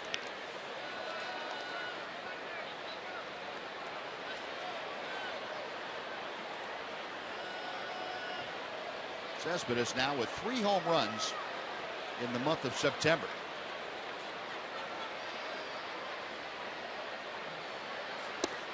Two and 0. Couldn't get him to offer at it. And I think Cespedes had a pretty good idea of what they were going to try to do, and he just would not offer it. And now they're going to go ahead and intentionally walk him. And this might force Doug Melvin's hand a little bit, whether you want to have Fryman batting right-handed against Nick Tepesch, and the answer is just come forth. They're not going to have Fryman go up there, and instead it'll be Brandon Moss, left-handed hitting first baseman, to come off the bench. Yeah, that's the other component of the platoon system that Bob Melvin uses. Moss generally faces right-hand hitters. Against left-hand hitters, Moss is a .216 hitter, so he struggled against lefties, but he's done a pretty good job of hitting righties. He's had 26 home runs this year. Well, Brandon Moss will come up as a pinch hitter. You have runners at first and second. See the overall numbers for Moss at .255. Team leader with those 26 home runs. Yeah, he is definitely a force. When he's hot, he just is really a dangerous hitter. He has struggled, though, as a pinch hitter. He's only 1 for 14 as a pinch hitter. And the first pitch from Tepesch is very high for ball 1. Rangers now go into a modified shift with Moss at the plate, left-handed hitter. They'll have 3 players on the first base side of the diamond, and Elvis will back away from second and play about 2 or 3 steps toward first. Beltre, of course, having to stay closer toward third with a runner at second base. Breaking ball is inside, 2-0 now to Brandon Moss.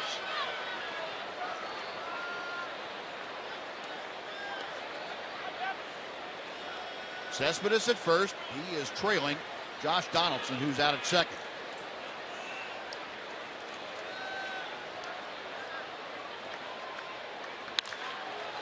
Sky to left field. Adduci going back to near the track.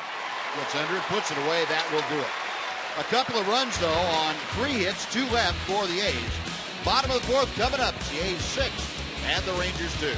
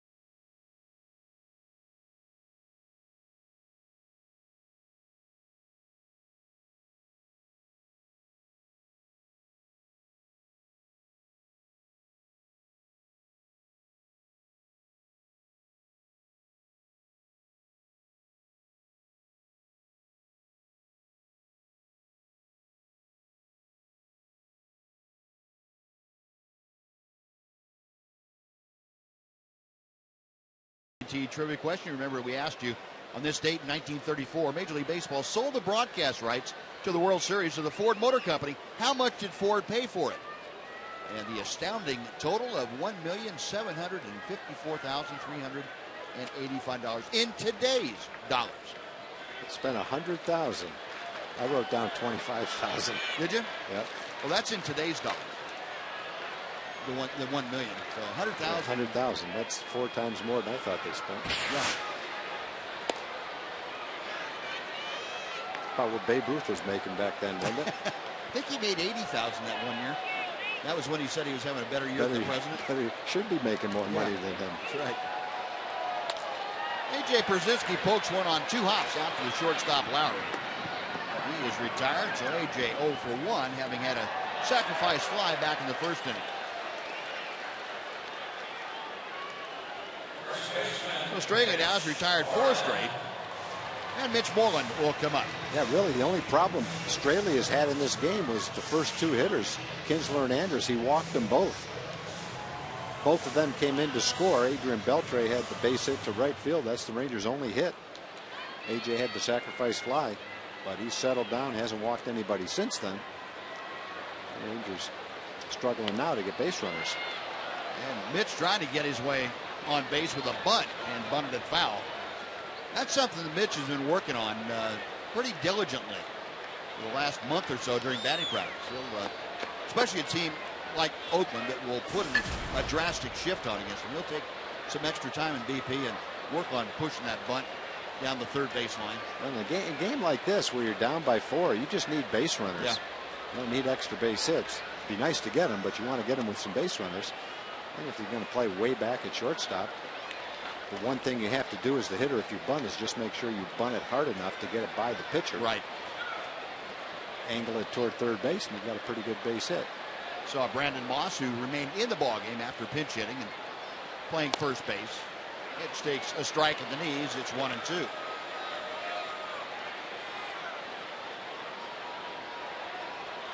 Moreland hit the ball squarely his first time up, a line to right field. And that was the last out of the Ranger first inning. Goes after the high fastball, and that is strikeout number 4 now for Dan Straley, who's gotten himself together. 2 gone for Jim Adduci. Well, you need to be careful, I think, if you're the Rangers right here. You want to make sure you grind out at bat still because, yeah, you're down by 4 runs. You need to get back into the game, but don't get in the habit of going up there and just giving away at bats. And I'm not saying that anybody has, but it's a very easy trap, I think, to fall into right now. Things have not gone well early in this ball game. You know it's a big game.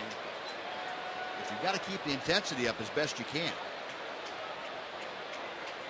Otherwise, it carries over to tomorrow and Sunday, and all kinds of problems ensue. And Ron Washington will tell you this Ranger club is not prone to do that.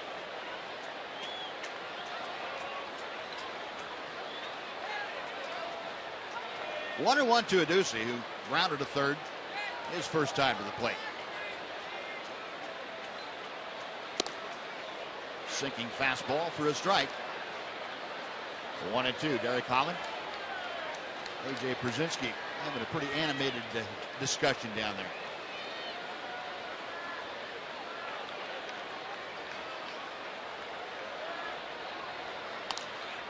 Out of play.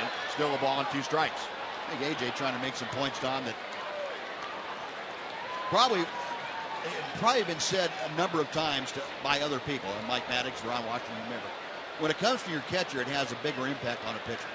And when it comes to another player, it has a bigger impact, I think, on players. It looks like A.J. is trying to explain to him what he saw and what he thinks he ought to change next time he goes out there. And that would be, judging from how A.J. was pointing things out, be more aggressive. Go right after those guys. Make your pitches down when you get the chance.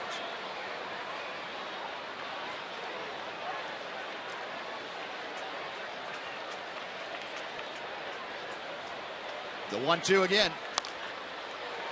Out to second base, Callaspo. On to first, and that will do it. 3 up, 3 down. 6 straight now, sent down by Straley. We're going to the 5th in Arlington. It's the A's 6, the Rangers 2 on TXA 21.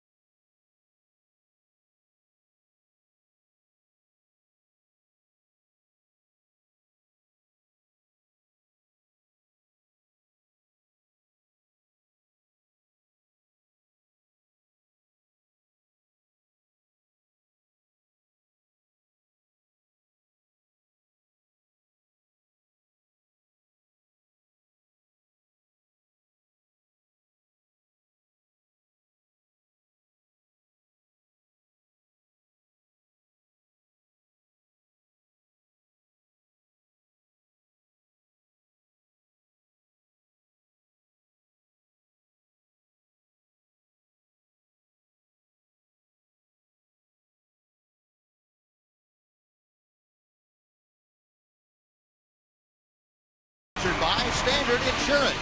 Call 1-800-929-2424. And by the University of Texas at Arlington.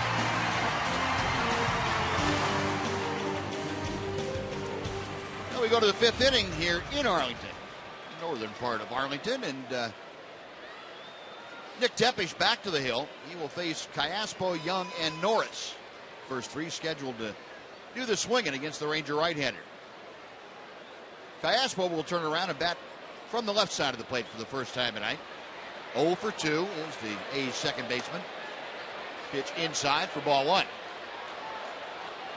Cayaspo with a fly ball to left and a fielder's choice. Ground out.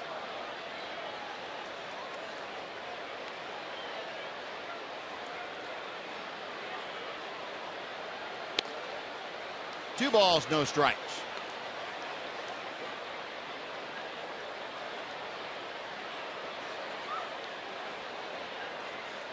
Tepesch to the wind. And misses high. It's 3-0. And Nick trying to get his bearings out there on the mound. He's in danger of walking the leadoff man here. Alberto Cayaspo. Chris Young, the right fielder, waits in the on-deck circle. And a fastball splits the outside corner in two. And not many hitters have the same ratio of walks to strikeouts that Cayaspo has. He's walked 48 times this year and only struck out 38 times. In today's game, that's quite unusual to see that. Yeah, you don't see many guys that just kind of take that two-strike approach you're talking about anymore, Tom. Not anymore. You know, peck away at the ball and make a tough out for themselves. Yeah, we talked about that before. There's just not the same stigma about striking out. You see so many guys take the same swing, 2-0, 3-1, when it's 0-2 or 1-2. Cayaspo turns and drives it down the right field line. It is foul. Joe West, the first base umpire, is waiting for him to make an emphatic call, and he just pointed. It was foul. He knew it was foul all the way.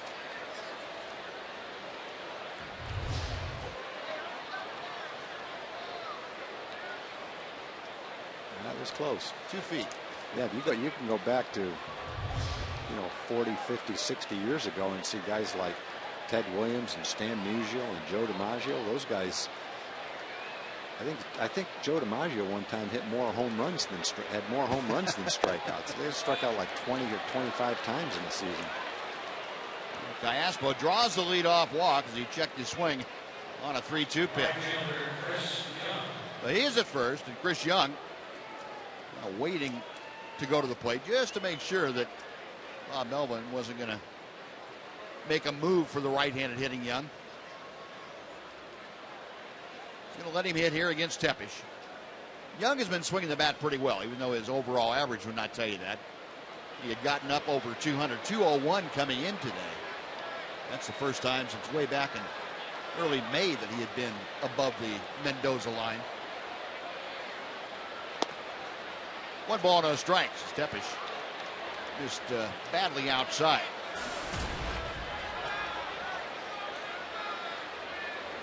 Ground out and a fly out, as you can see, for Chris Young tonight. He has faced Tepesch a couple of times before. 0 for 2. 1-0 pitch. Base hit to left field. One hop out to Adducey. Stopping at second is Cayaspo. So again, the A's coming right back to put pressure on to start off an inning. First 2 men aboard, and Derek Norris coming up with Mike Maddox on his way to the mound.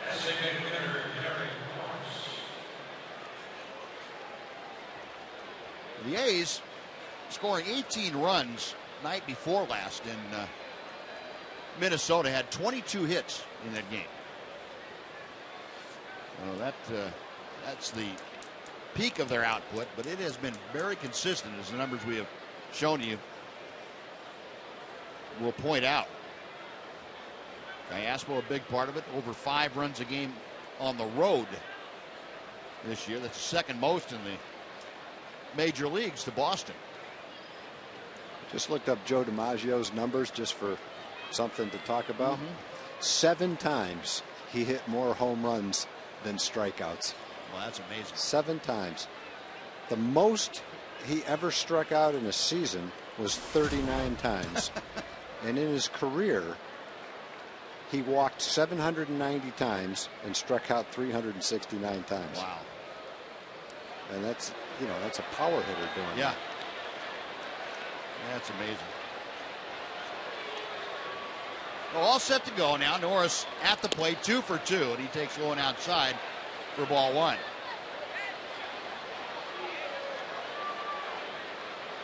Mentioned the A's putting pressure on again. 4 out of 5 innings now. They have had their first 2 men aboard. Previously against Derek Holland, and now in this inning, the 5th inning against Nick Tepesch. 2 balls, no strikes.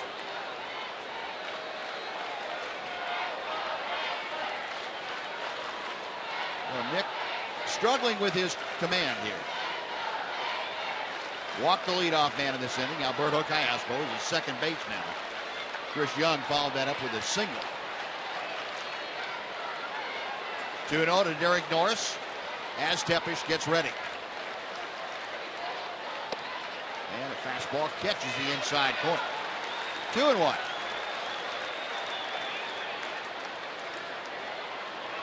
Ross Wolf loosening in the Ranger pen.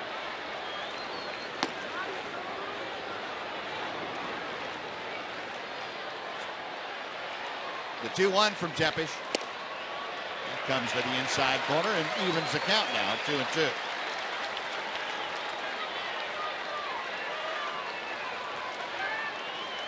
If you were thinking you had read where Nick Tepesch was going to start next week, you were right. Whether this changes it or not, anybody's guess at this moment. But I think the Rangers taking this series by itself, and what do the consequences be what they are? Base hit to right field. Callaspo will be held at third. And the bases are loaded with nobody out here in the A's 5th inning. Norris with his 3rd straight hit. He's now 3 for 3. And it brings up Kurt Suzuki, who's 1 for 2.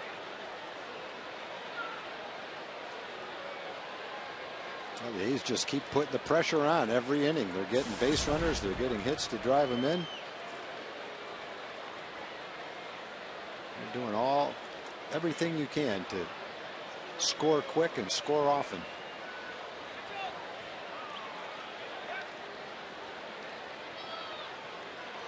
Callaspo at third, Young at second, Norris at first.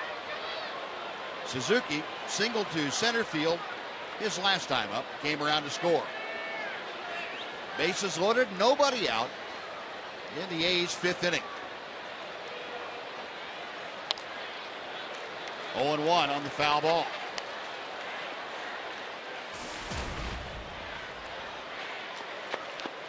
A's 267 for the season with runners in scoring position. Tonight they are 2 for 9.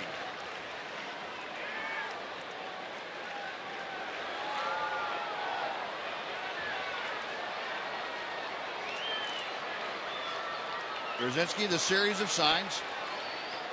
And now Suzuki, tired of waiting, backs out. Suzuki, in 79 games this year with the Nationals, hit .222.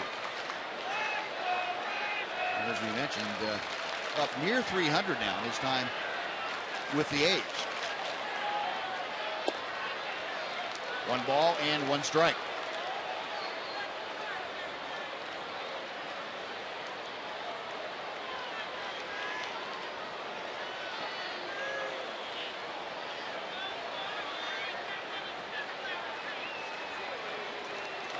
Tepesch sets and misses inside. It's 2-1.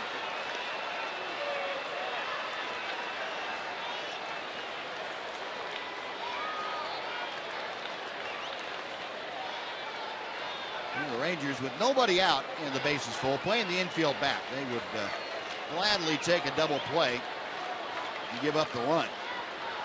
But you need to throw a strike. 3-1.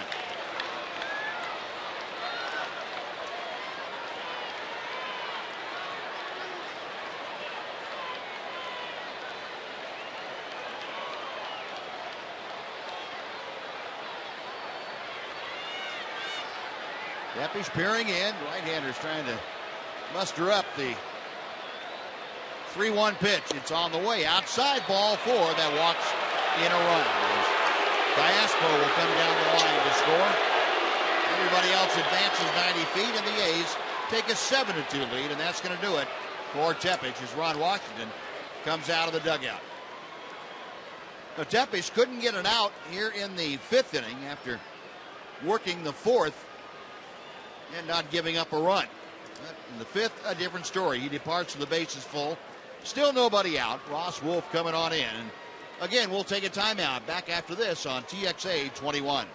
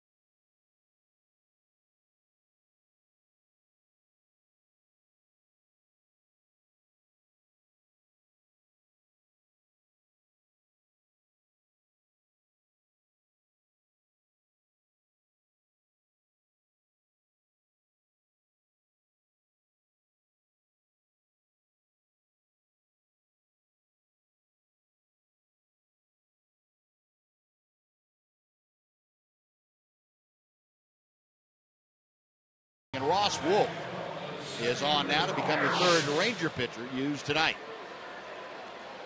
Well, Ross, 22nd game for Ross. Hasn't pitched a lot in the last month. He's got quite a bit of work when he first got called up. Not an easy situation for Ross. Bases loaded and nobody out. Just trying to stop the bleeding here in the 5th inning if he can. Last time Ross was in a ball game was back on the 28th of August. It was against the Seattle Mariners. Worked a couple of innings. And now on here to face the top of the A's order, Coco Crisp. A fly ball to center field. That's going to be plenty deep enough to score the run from 3rd. Chris Young tags, and he will trot down the line to score. Crossing home plate. Sacrifice fly for Coco Crisp. And the A's have an 8-2 lead.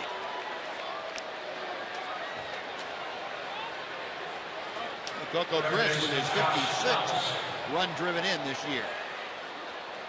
Yeah, that'll bring up Josh Donaldson. Donaldson having a great night. He is 2 for 2. Solo home run, a 2-run double. Also walked and scored. Got Norris at 2nd, Suzuki at 1st.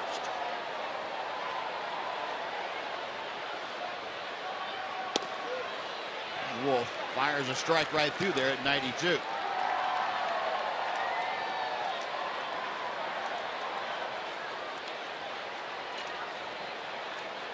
Both the men aboard.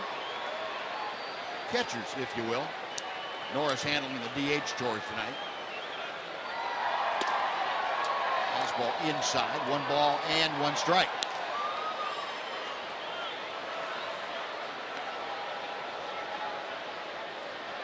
Ross Wolf did have an outing for AAA Round Rock. He was sent down, if you remember, the 29th of August. And he worked an inning and 2/3 against Omaha on the 1st of September before he came back to join the big club. 2-1. Now the count to Donaldson.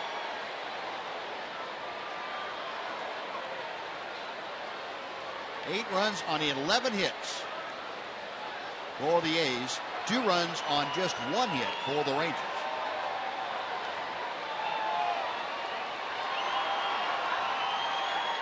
The 2-1.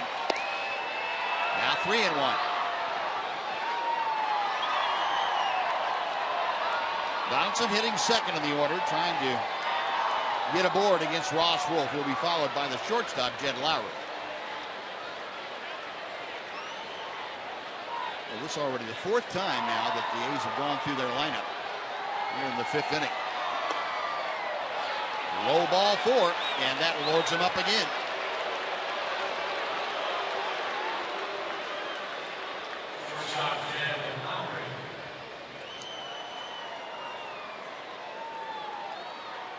Five walks now by Ranger pitching tonight.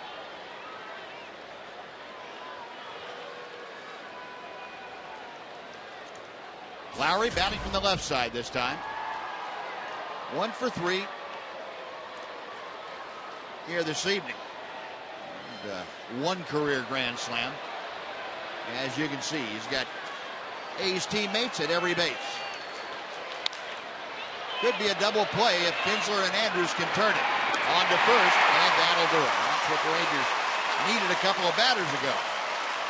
A couple of runs for the A's. They had 2 hits in the inning. They leave 2 aboard. Bottom of the fifth coming up. A's 8, Rangers 2, TXA 21.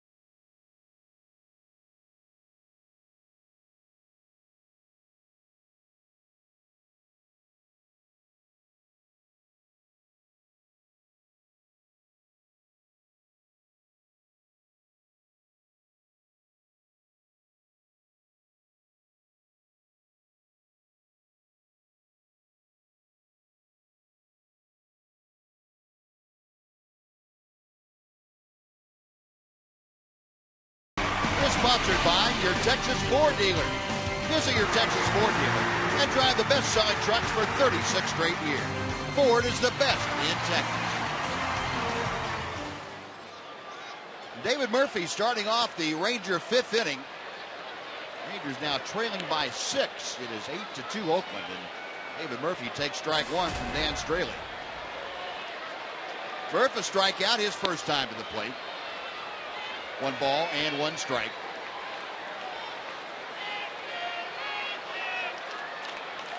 Straley, who has gotten pretty massive run support from time to time this year, has been very effective when he has gotten run support. I think 8 runs in the first 5 innings would qualify as that.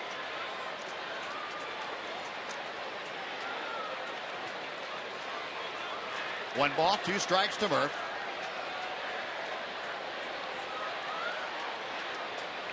Outside. Straley has gotten 16 runs of support in the last 3 starts. That came on the heels of going through a stretch where he got a total of 6 runs in the first 7 starts after the All-Star break. So feast or famine, and he's in the feasting mode. Outside, 3-2. Murph trying to get aboard. To start off the Ranger fifth inning, he'll be followed by Leonis Martin. Rangers need base runners in bunches.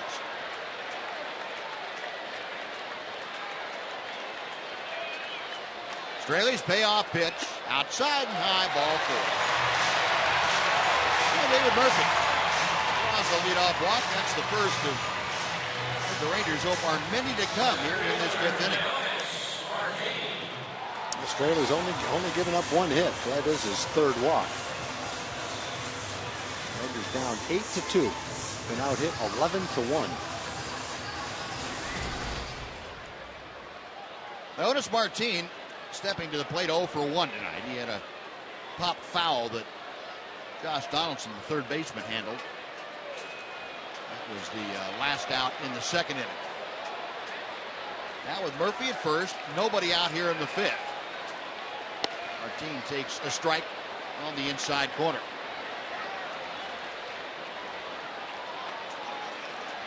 Leonis has hit safely in 8 of his last 10 games, but when you go back over the last 22 games, he's hit under 200. 198 to be exact. It has been pretty much a seesaw affair for Leonis Martin since the All-Star break. See Kurt Suzuki telling Dan Straley, calm down there, we'll get something going. And Martin pops it up near the mound. Donaldson calling everybody off, makes the catch. Almost had that hit him in the chest. Did the basket catch.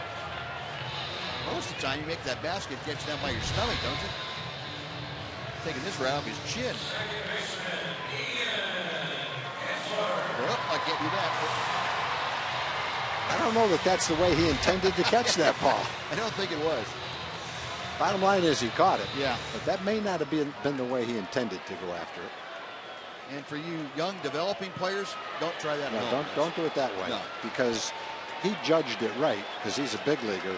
You try to catch it like that and misjudge it, then your nose and your mouth is going to be in serious danger. And he try it again. He's going to give Suzuki a little opportunity behind home plate. 2 gone. And Martina pop up to the mound. And Kinsler will pop up to the plate. And Murphy still at first for Elvis Andrus.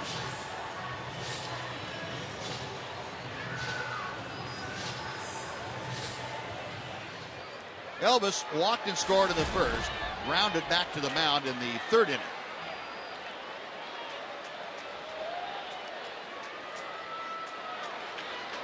Straley nods in agreement, sets at the belt.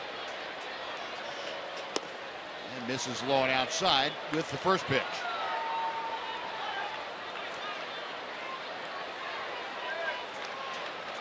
Elvis at 269 with the average. He is on 4 for 13 in this homestand.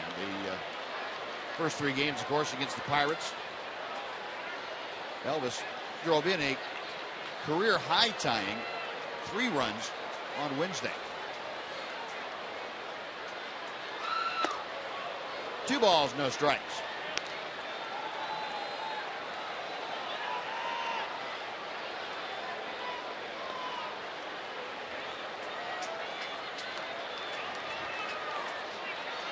Murphy getting his lead from first as Elvis pinwheels that bat around. 2-0 pitch. That is a knee-high strike, 2-1. I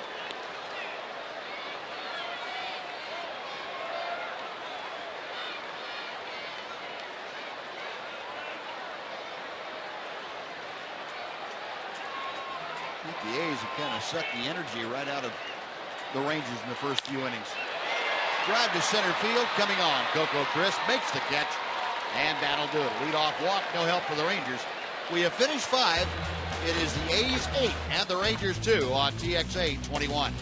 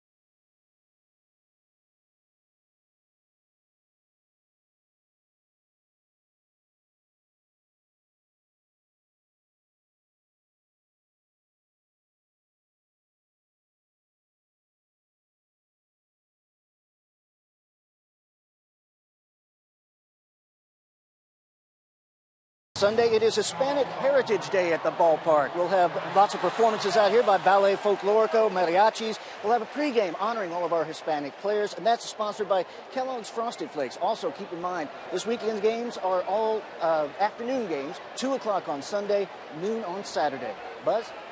All right, Joel, thank you.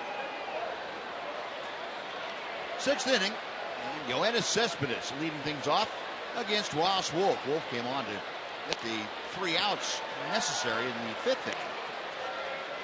A sacrifice fly and then a double play ground ball. Cespedes takes a strike. It's 0-1. Yoenis tonight intentionally walked his last time up, so 1 for 2 officially. A ball and a strike to count.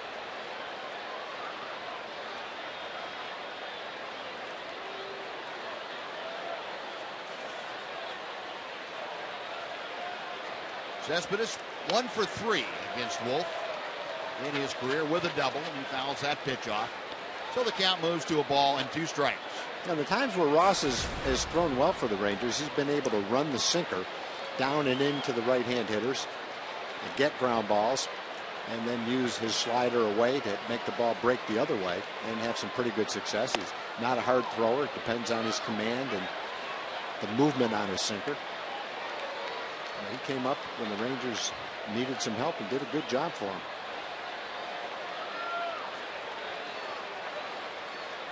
That one outing in Toronto, what did he pitch that day? 6 innings, 7 innings of relief. Almost 7. The last pitcher the Rangers had. Yep. Ended up taking a loss, but when you pitch that much in extra innings, you deserve to get a win. Stride to right and almost dead in his tracks. Alex Rios puts it away, so Cespedes is an out, 1 gone, and Brandon Moss coming up. Yeah, he went 6+ with nothing. He gave up nothing to Toronto, and Bonnie just ran out of gas. Yeah, the Rangers ran into Toronto in that series when they were going well. They won all the games. I think there were 4. But their bullpen really shut the Rangers down in that series. They haven't been quite as effective since then, but they were hot at the time. Foul tip by Moss. It is 0-1. Yeah, they won the 4-game series here. I think in that series in Toronto won 2 of the 3 up there. Is that what it was? Yeah, I believe so. Have to go back and look for sure. But that sounds right. That sounds right. The sweep here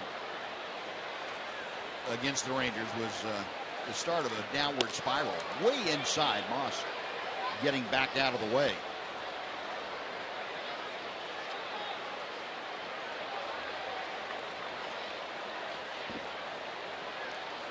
The series here was the middle of June.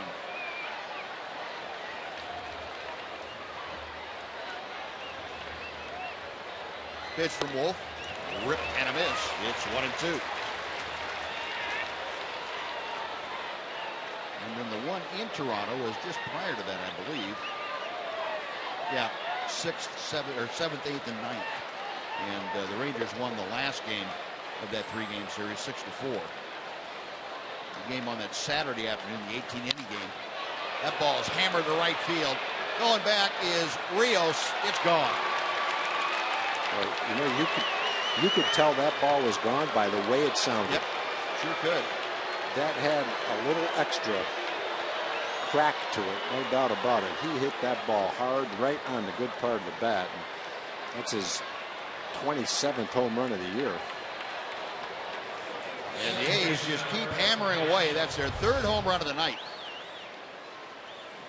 Well, you got that sinker that stayed up just a little bit, even though it was on the outer part of the plate. That is right in Moss's wheelhouse. So it is 9-2. Alberto Callaspo takes a strike. It didn't have a whole lot of hang time going out here either. No, it didn't. It went out pretty quick. Callaspo foul tips it. 0-2 the count. Callaspo walked and scored in the 5th inning. Other than that, he has grounded out and fly down. 0 for 2 tonight, hitting at .252.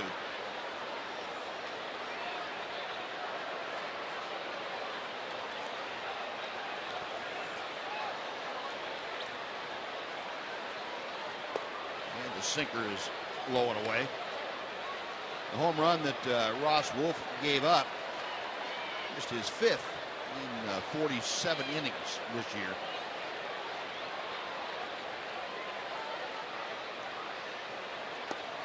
Now 2-2. We're talking about Kayaspo walking more than he struck out, and just kind of cherry picking a couple of great players to give you some examples. Talked about Joe DiMaggio. Ted Williams was kind of the same thing. Ted Williams in his career walked 2,000 times, struck out 700 times.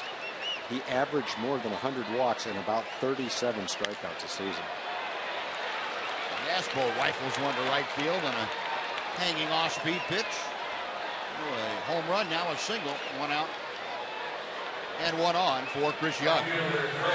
Stan Musial averaged 31 strikeouts a year for 20 plus years. And I even looked up Babe Ruth. Now, I just remember people saying when I was little, Babe Ruth struck out more than anybody else. And then it might have been Mickey Mantle that struck out more times than Babe Ruth did. So when you think back to the man that held the strikeout record for a long time, how many strikeouts do you think he would have had in his highest strikeout years? Oh, goodness. I mean, he didn't play as many games. Right. So I would guess probably like 125, maybe something like that. Yeah, I would guess that. He never struck out 100 times. Didn't he really? He struck out in the 90s 4 times, never struck out 100 times. He had 2,602 walks, 1,300 strikeouts. So he walked way more than he struck out. Huh. And he was known as a guy that struck out a lot back then. So it doesn't mean players are good, bad, better, worse, or anything like that. It's just different. Yeah, right. Back then, a lot of players, maybe even, I don't know if I would say most, because I don't really know, walked more than they struck out. Now it's just the opposite. Ouch. Jam shot to short. Second, back to first, not in time. But they get the lead runner, Kayaspo. And Chris Young will need to get a new bat for his next at bat. That's going to be some kindling for the hitter. The other thing that probably has a lot to do with it, and again, I'm probably talking about something I don't really know for sure, but I'm guessing that the pitchers probably didn't have the same assortment of pitches. Yeah. They didn't throw splitters. I can remember Ted Williams saying many times the thing that made hitting the toughest as his career went on was when pitchers started to throw sliders. Right. So, you know, you eliminate the splitter and the slider, and you eliminate a couple of strikeout pitches, too. Norris skies to right field. We'll continue with these thoughts as the game continues. That'll do it for the A's. They get a run on Brandon Moss, 27th home run of the year. Bottom of the sixth, 9-2 Oakland.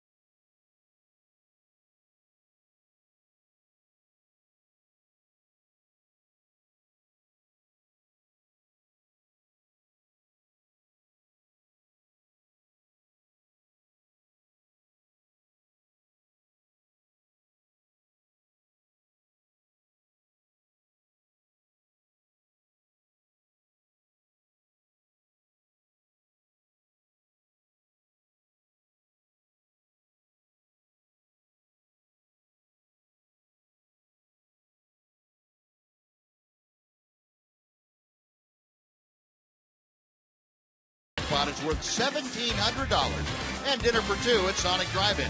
Tonight, the Rangers are hitting for Glenn Holt from Bridgeport. And if a Ranger hits a grand slam this inning, Glenn Holt from Bridgeport will win $25,000. You can register at any participating Sonic restaurant. And it's been a while, as you can tell, from the $1,700 jackpot since we've given away front of the Sonic Slam money. And Alex Rios, Adrian Beltre, A.J. Przinsky, the first three here in the Rangers' sixth. 9-2 Oakland. First pitch to Rios is pop foul that will reach the seats on the first base side. 0-1. Straley's turned his pitch count around a little bit. He had over, I think, 30 pitches or so in the first inning, well over 40 through 2 innings. And since that time, he's settled down. He's got a somewhat high pitch count, but it started early in the first inning. He's overcome it since then. Slider's working a lot better.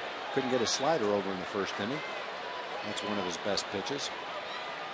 But he settled down. There it is. 33 in the first inning, 47, and then relatively low, very low pitch count since then. 0-2. 1-2 to Rios. Yeah, and part of that, too, is pitching after the third inning with a lead, where he went out for the third inning. And relaxed him, probably. Good, yeah, pretty good lead. And the idea that young pitchers don't know how to pitch with a lead, I think Straley would tell you that's not really the case. Alex tonight, 0 for 2, a fly ball and a strikeout. Rangers with just the one hit on their ledger. And a first inning RBI single by Adrian Beltre. Another 1-2 pitch. That will even the count.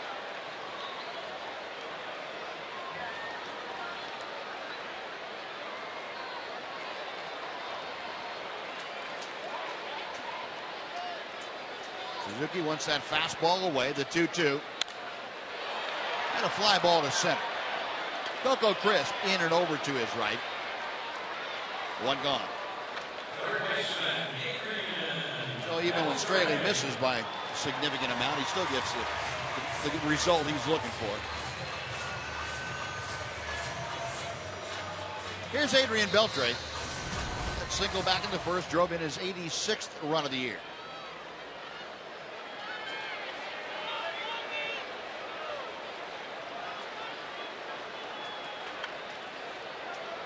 Last time up, Beltre went down swinging. And he taps one slowly to third. Donaldson, a bare hand pickup, and he can't get the handle. And Beltre will be aboard with a one-out single. So Adrian has both hits tonight. A pair of singles. And the ball was rolling pretty hard. It looked like it was going to be a tough pickup barehanded for Donaldson. He might have had a better chance to field it with his glove and do his best to get rid of it quickly. He chose the bare hand and just couldn't come up with it. That's a tough one to bare hand, rolling that fast and taking a little bounce like that. Well, Adrian will take it, so will the Rangers. They need some base runners. I'm sure Donaldson looked at it. In his mind, that's the only way I can get him out at first, and so that's the risk you take.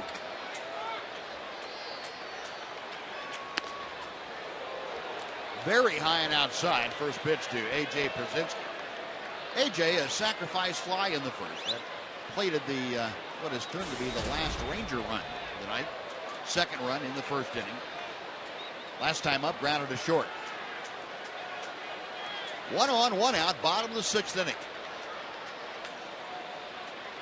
The Rangers need some good things to happen. Kind of get wind back in their sails here. 1-1.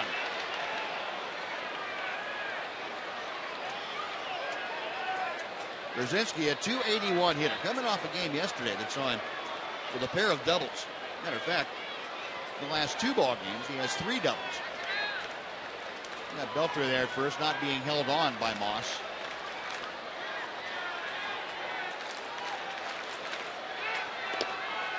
High and tight, and that pitch hit it. He wasn't getting out of the way of that one. Didn't move an inch. I don't think he moved toward it, which you can't do. You can't try to get hit, but you don't have to try to get out of the way. And that's why you have that huge pad on your elbow. And came back and not only got Kurt Suzuki, the catcher, did a pretty good job of bouncing around like a pinball back there From Rob Drake, the home plate umpire. Got him on the thigh, got him on the chest. Sent him hobbling around for a second. So 2 aboard for the Rangers with just 1 out. And Mitch Moreland, first ball swinging, hits one right up the sideline. Towering pop-up infield fly rule in effect as Josh Donaldson gets underneath it. That is out number 2. And Moreland 0 for 3 after that cloud scraper. Now Jim Adduci will come up. Adduci, a pair of ground balls tonight. 1 to third, 1 to second.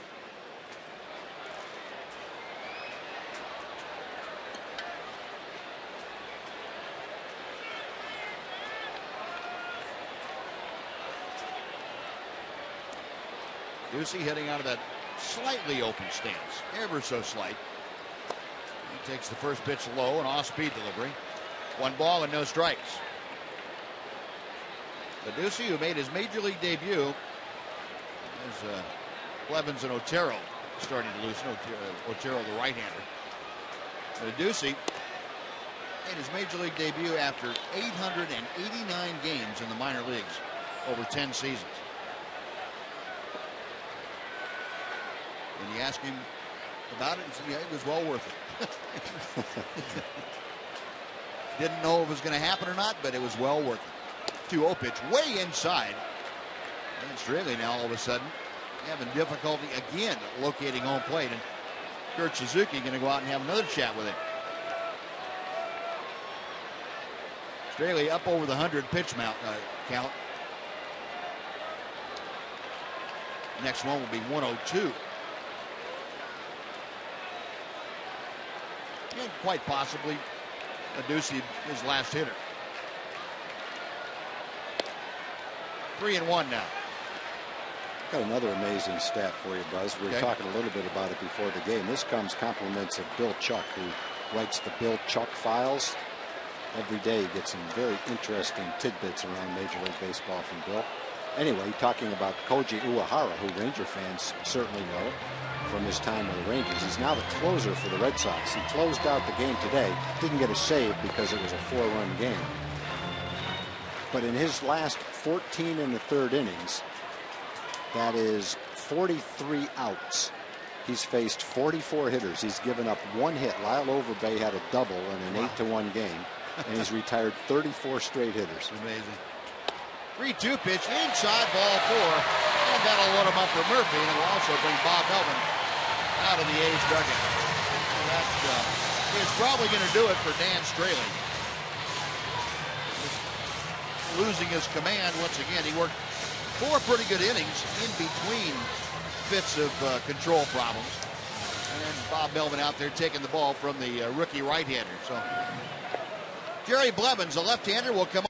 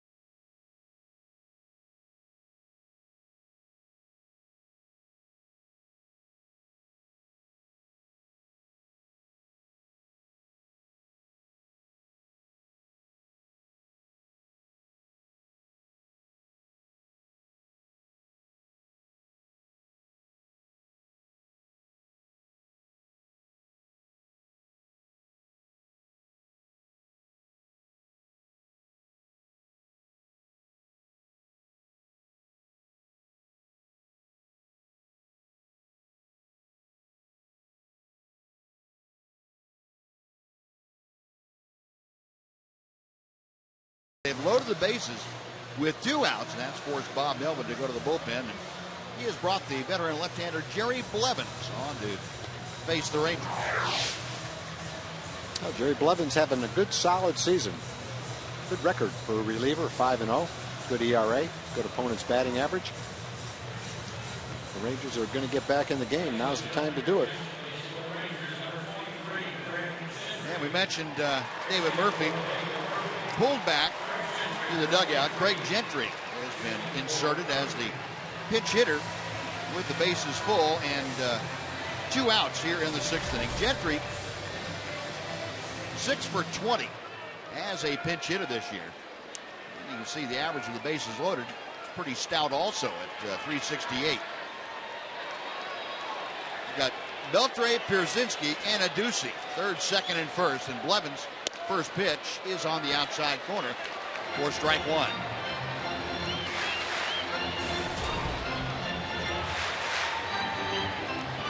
Two RBIs, 6 walks for Craig Gentry. Blevins, high, set the 0-1 pitch. Missed outside, 1 ball and 1 strike.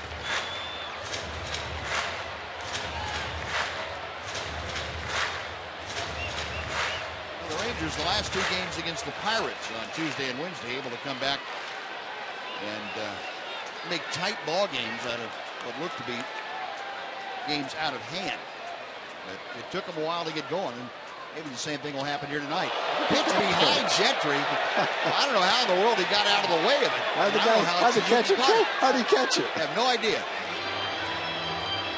That, other than when you see it and you think it might be intentional, I don't think I've ever seen a good pitcher throw that pitch with the bases loaded.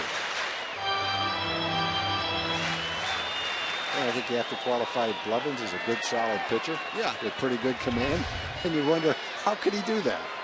Maybe there's something about Friday the 13th and the Rangers Maybe. mound out here. 2-1 pitch. But how can you do it and get away with it and not give up a run? I don't know. And Rob Drake was asking Kurt Suzuki after that how in the world he caught that pitch. There's no way Suzuki saw that ball after it got anywhere near Gentry. He saw it when the pitcher let go of it. Not unless he has x-ray vision.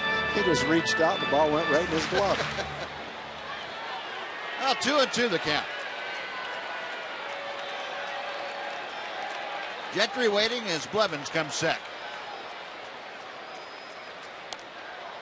Little tapper right in front of the plate and goes into the batter's box, just into foul territory. That would be a maddening out if that ball just stayed right in front of the plate. Catcher picks it up, tags you, that's the end of the inning. You hit the ball 2 inches. Could have been the shortest out of the year. That wasn't fouled by, well, it wasn't kind of kicked in the batter's box and where the foot lands, but man. The crowd cheering for something good to happen for the Rangers. The breaking ball is low. The count has gone full. So Gentry trying to keep this hope alive in the 6th inning. Well, Martin, the center fielder, waiting in the on-deck circle. Beltre at 3rd, Pierzynski at 2nd. Adduci at 1st will be off and moving with the pitch. Ground ball to 3rd, cut off by Donaldson. Across the diamond, and that'll do it. Well, the Rangers get the bases loaded, but strand them. They had a hit batter, and a walk. We're going to the 7th. 9-2 Oakland on PXA 21.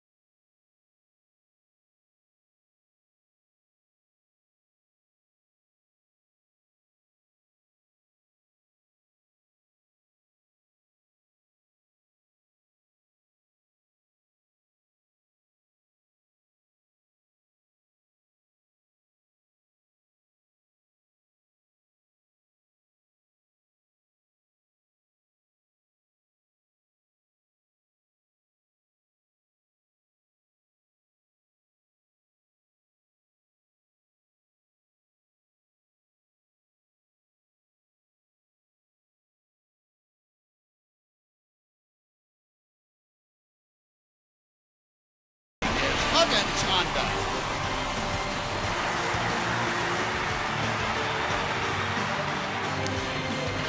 Well, a 9-2 Oakland lead, and Neftali Feliz is coming on to take over for the 7th inning.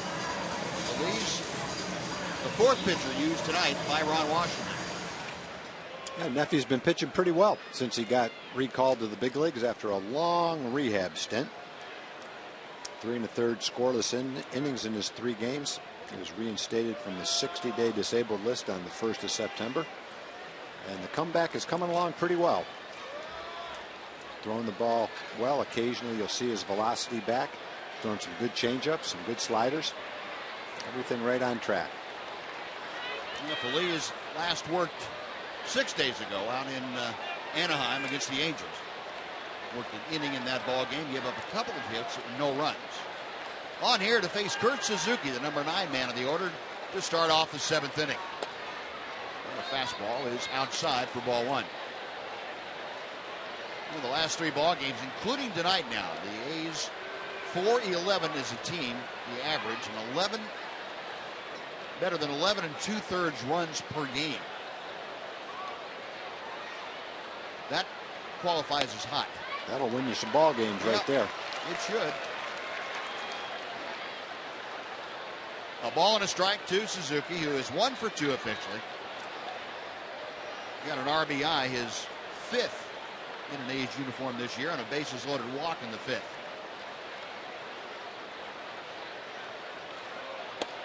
Feliz hits the outside corner, took something off it. It's 1-2.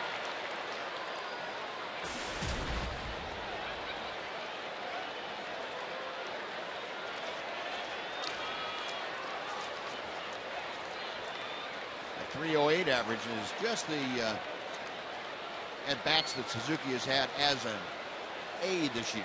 Does not take into account his National League numbers. Skies one to shallow right field down the line, is twisting toward the seats and out of the reach of Mitch Moreland and Alex Rios. Still 1-2. A nice crowd on hand here tonight at Rangers Ballpark in this Fireworks Friday. Crowd looks to be in the upper 30s. Rangers 2nd in the American League, averaging just under 39,000 per home date. Another 1-2 pitch. Base hit to right field. Suzuki got that one up and out over the plate, an off-speed delivery, and was able to shoot it to right. Well, he has his 2nd hit of the night. That is the 14th hit for Oakland, and takes them back to the top of the order for Coco Crisp. It looked like a high changeup. Stayed up out over the plate.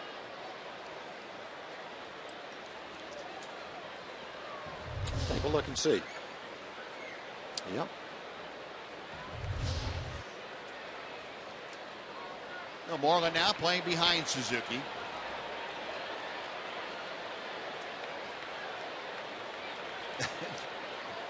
Apparently there was some kind of bug that AJ was trying to discourage from being around home plate.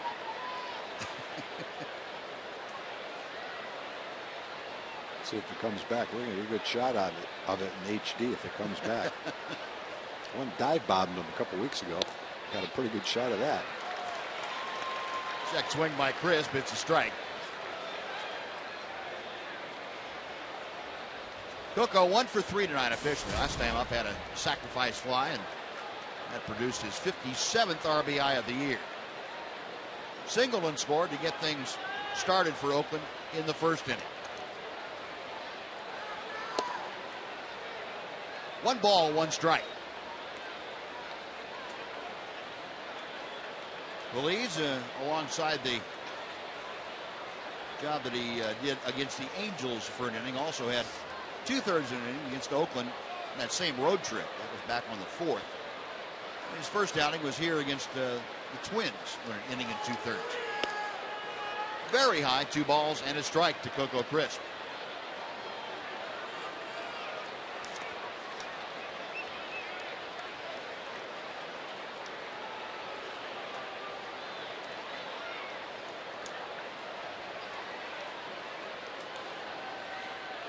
Feliz trying to get down into the strike zone. Right-hander comes set. And that is high and away. 3-1 the count.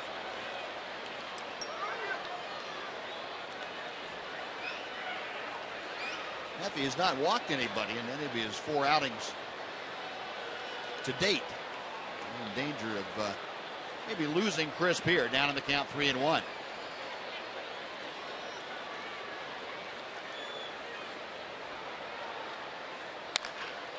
Rifle foul down the first base side. One hop into the seats. Till the count fills.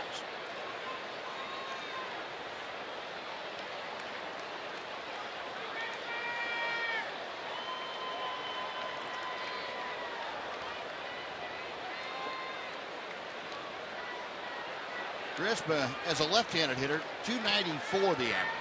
Right-handed, significant difference, just 193. Payoff pitch to him. Another hard foul ball.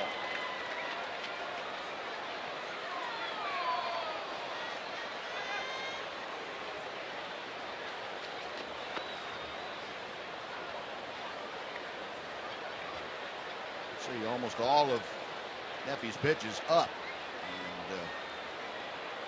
And, when you're throwing 96, 98, that's okay, but need something down. Another looping drive. This one closer to fair territory, but still out of play. When you don't have that electric fastball yet, it's probably not a good area to work to. From your experience, Buzz, when a guy's coming back from his injury, what's the time frame for velocity to come back? Is that like they say it'll be the next year before he's at full strength?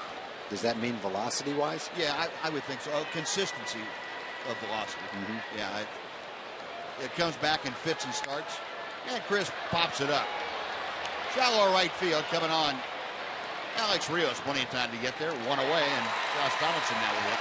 But one time, like we saw Neffy, it was against Minnesota the first time out. He popped a couple of pretty good fastballs. Yeah. 95, 90, 96. But then the next time out, it wasn't quite as good, and that's typically what you see. And also inconsistent velocity. Yeah, the inconsistent velocity and the strength just not there, the timing not quite there. But that'll get better. If it's there one time, you can bet that with some work, it's going to be there most of the time. So sure. It's something you look for. But I would look for him next spring training to be back pretty close to 100% and ready to go. I would be surprised if he weren't by next spring training.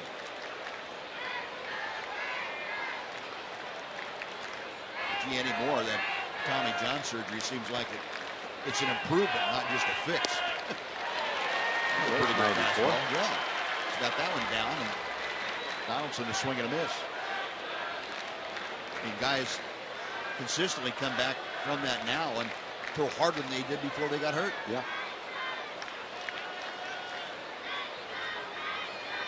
1-1 pitch. That was 95. It's getting there. But so much of velocity is not just the arm strength to throw it. It's the timing, the mechanical timing, right. Getting everything together. It's kind of like a golf swing. To hit a ball further, you don't swing harder. Right. You swing smoother, and it makes the club head go faster. And the same thing throwing. The harder you try, the less you get out of it. 1-2. Got him swinging. 94, 95, 96. There we go. Definitely there. He may be back by the end of the night. Well, he's definitely loose now. He struck out Donaldson. Donaldson's having a great year. He's got his average up over 300 now. He's walked twice, home run, double, scored twice, knocked in 3. Donaldson, kind of a breakout year from him. Went from a good player to a star player this year. 2 gone now. Jed Lowry to the plate for his 5th at bat. Here's a good changeup in for a strike. 0-1. Lowry, one of those guys, as a switch hitter, gets better from the right side of the plate. He's a 301 hitter right-handed. Left-handed, 281. It's not a huge difference, but significant. Now that next pitch back, and well, all of a sudden, Neffy is airing it out. 0-2. I guess this shouldn't surprise us, though. This is something that Feliz did quite a bit coming into ball games as a reliever anyway. Yep. You know, one hitter, he wouldn't really air it out, and all of a sudden he was up there throwing 98 to 100 after about 15 pitches. 0-2 pitch.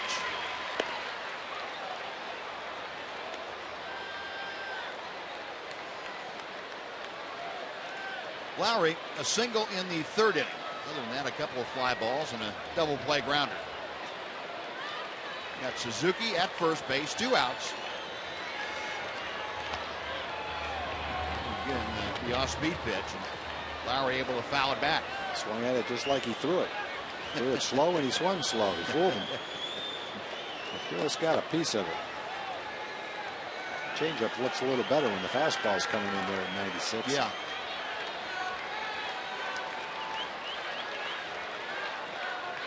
Brzezinski flashing the signs, and Neffy ready to go. Very hot. And AJ up out of that crouch in a hurry. 2-2 now the count.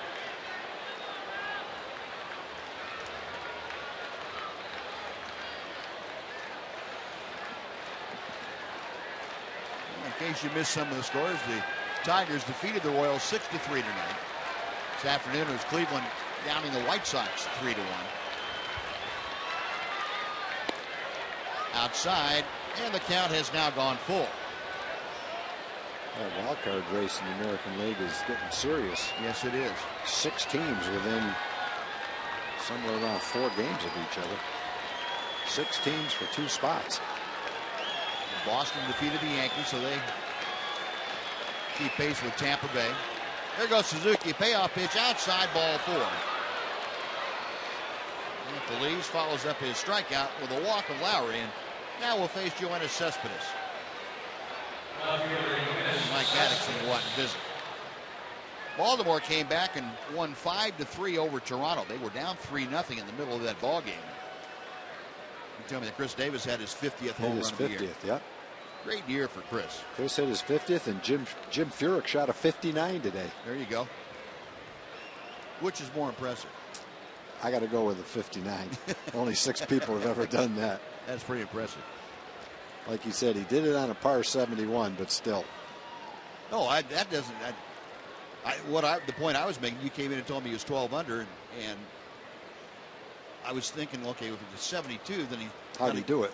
Got to do another.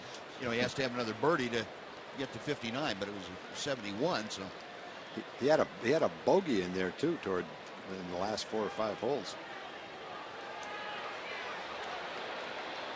Well, here's Cespedes, who is 1 for 3 with a 3-run home run. Feliz, pretty good heat, but it's outside, ball 1. Yeah, good workout for Neffy this inning. It's going to throw his 26th pitch right here.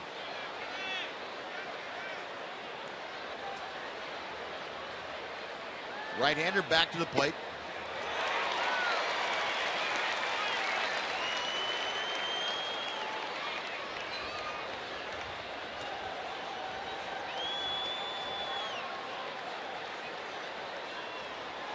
One and one to Cespedes.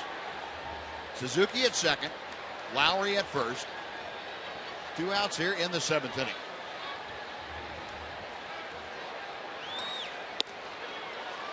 And the breaking ball comes in. 1 and 2. Yeah, Cespedes leaving.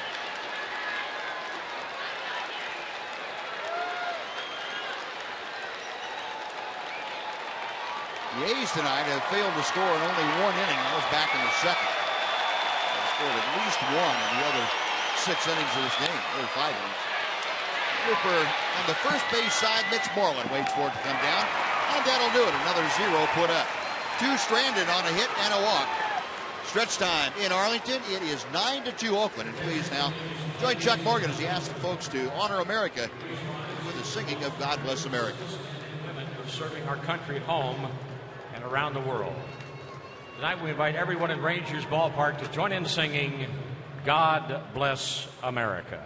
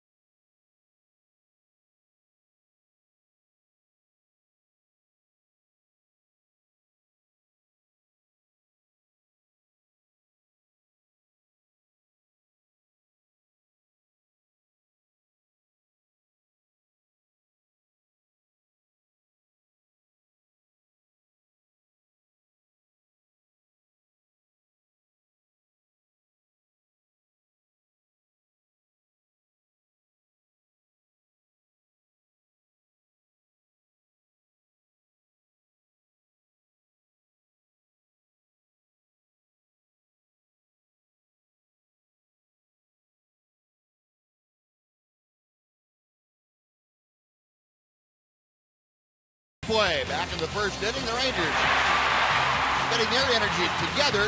Adrian Beltre, the RBI single, and then A.J. Brzezinski lofting a sacrifice fly.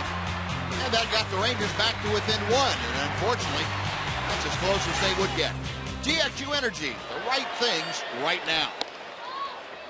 Close as they would get until the seventh inning. We're going to have to do a little bit here to get back against Jerry Blevins and the Oakland A's, trailing 9-2 now. The Rangers come to bat with Leonis Martin starting things off. 0-1 pitch from Blevins. A ball and a strike. Leonis 0 for 2 tonight. A couple of pop-ups.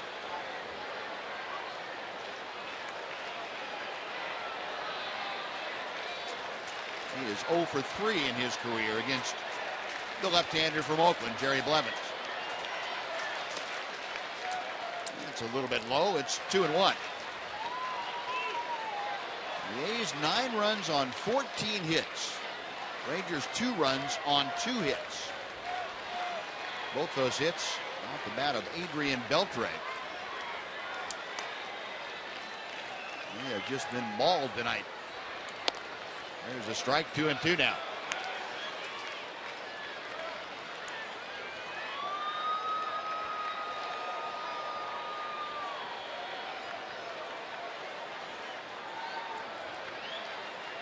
Leonis, a .262 hitter. As he leads off the Rangers 7th, trying to get aboard. Blevins back to the plate. Runs the count full. Martin hitting in the number 9 slot. Back to the top of the order after Leonis to Ian Kinsler.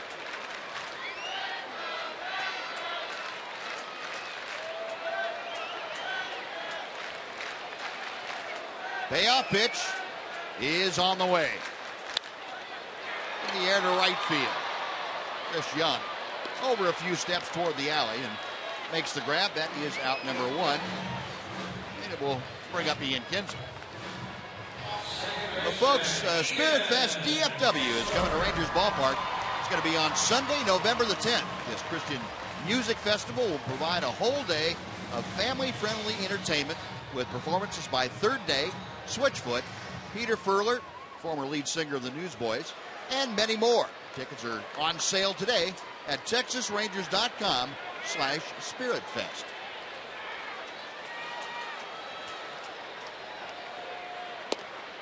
Kinsler takes a low strike. It is 0-1. Ian walked and scored in that first inning. Also reached via an error in the third. 0 for 2 tonight. Blevins back to it. Misses high. Over the years, Ian has faced Blevins 6 times. He has 1 hit. He's also walked 1 time against the left-hander. See Blevins rail thin as he comes set. 2-1.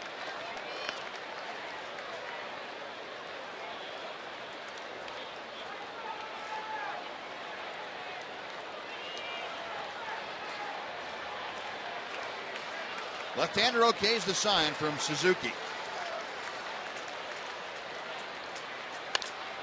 And Kinsler chops a hopper foul on the third base side.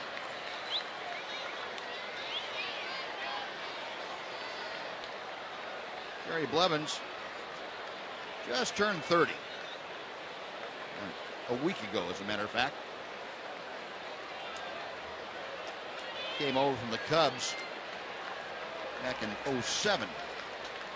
Part of the deal for Jason Kendall. High breaking ball, and Kinsler again chops it foul.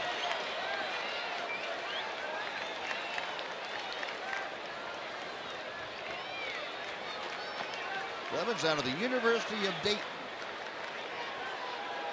He was originally selected by the Cubs the 17th round in the 2004 draft. The 2-2 pitch. Out of play to the right.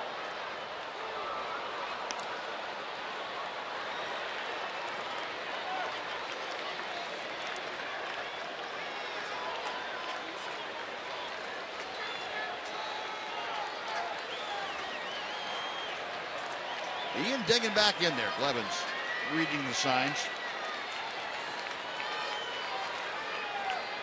Next offering. A little squibber down the first baseline. That's going to veer off into foul territory before Suzuki could get to it.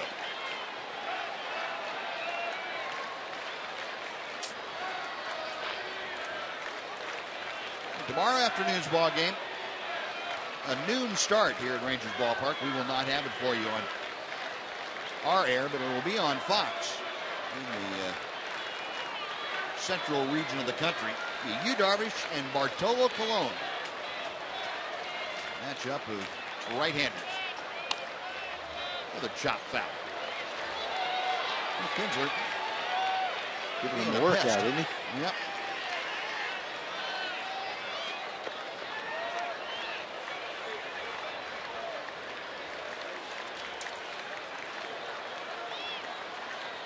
Ian hitting at 272 as he gets back into the batter's box.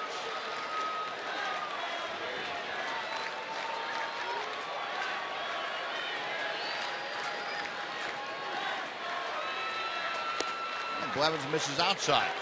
The count has gone full. Well, there's that matchup tomorrow, Darvish and Colon. Bartolo Colon at 15-6, Yu Darvish at 12-8. Sunday afternoon we'll be back with you, a 2 o'clock game. Jared Parker, 11-6. Going for Oakland as Kinsler takes the walk. Martin Perez on that Sunday afternoon game. I think Jared Parker's establishing himself as a top of the rotation guy for sure. He's one of the best pitchers in the league right now. Winning big games for the A's.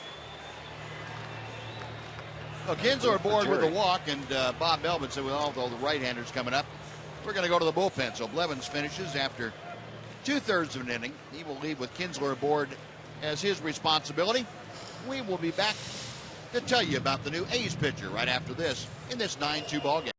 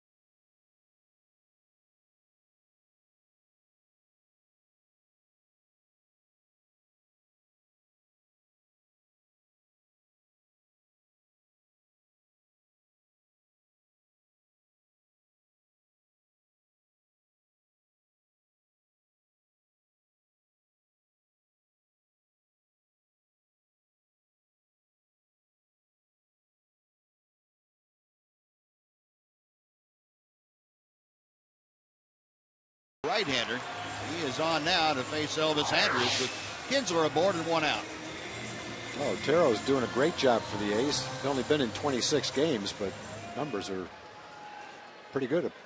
ERA of 1.64. Super sinker kind of guy. Hasn't given up a home run. Keeps the ball down and makes it sink. It's tough to get it up in the air. There's a one to get up in the air, though. Not going very far, though. Lowry, the shortstop, out about 25 feet into center field, makes the grab. And Elvis on one pitch pops out. That's out number 2, and Alex Rios coming up.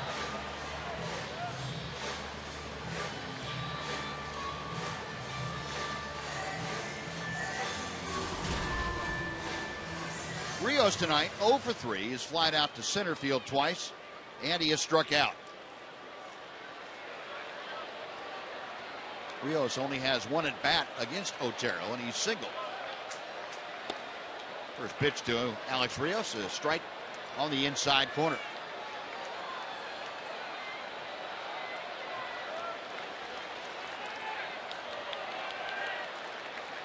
Right-handers ready for the 0-1.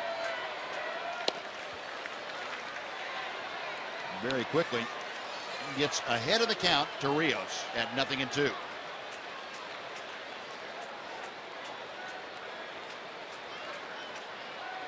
The Rangers, for only the third time this year, have gone without a home run in a 3-game series here at home. Rios gone on strike, so finish that thought for you next time they come to the plate. Otero comes in, gets 2 quick outs. Rangers gone in the 7th. We're going to the 8th. It's the A's 9, the Rangers 2 on TXA 21.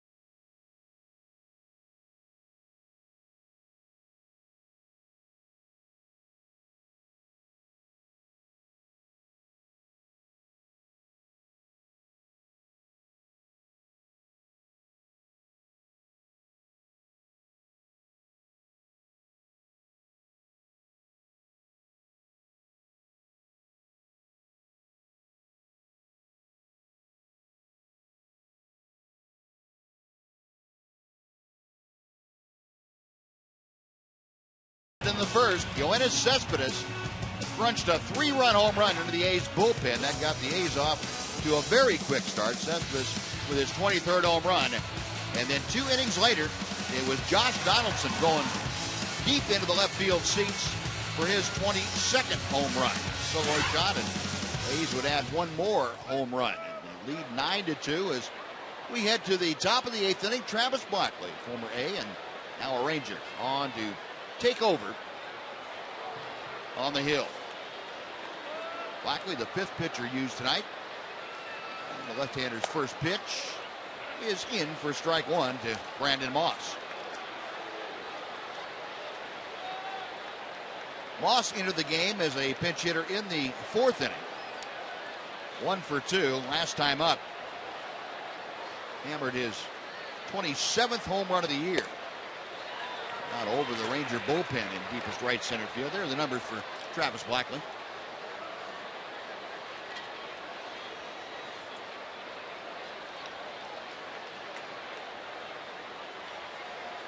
Left-hander back to the plate. The 0-2 pitch. The ball and 2 strikes. See, Moss just hitting .256, but boy, it has been a powerful .256. 76 runs driven in. Whoops. Breaking ball has slipped out of Blackley's hand. 2-2.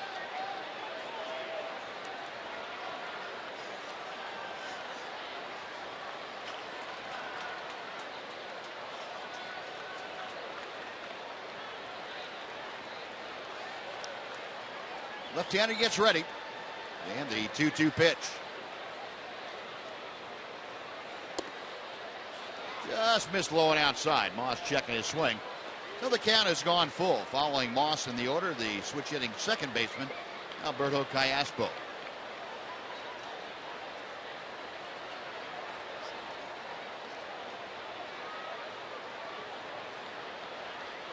Rangers in that shift defensively in the infield. Three players on the right side of the payoff pitch. Hit right into the teeth of that shift, and there's Ian Kinsler. One gone. Well, that's one of the ones that the shift paid off for you. Ground ball that had a chance to be in a hole in a normal alignment. And Kinsler right in front of it for out number one. And here comes Kai Aspo, who has singled in 3 official trips to the plate.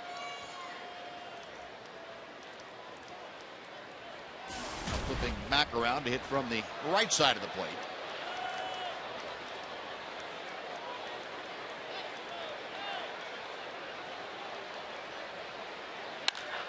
Hits this one hard to left field. Going back as Ducey reaches up and makes the catch. Well, Ducey playing very shallow, and he really got a great break going back and able to jump and haul that line shot in right over his head. Well, he definitely needed a good jump because that ball was hit hard. No height on that one. That was just a line drive headed for the warning track. And Jim didn't run it down. Great look at a nice play. No, 2 outs. Now Chris Young will come up. Young 1 for 4. He pounded that right off his front foot. 0-1. Young's gotten a little bit hot lately to get his average over 200. Been below 200 for almost the whole year.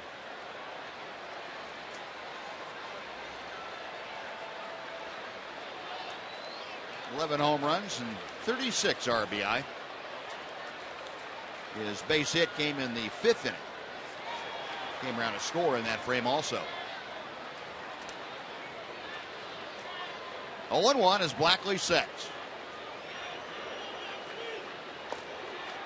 Now 1-1.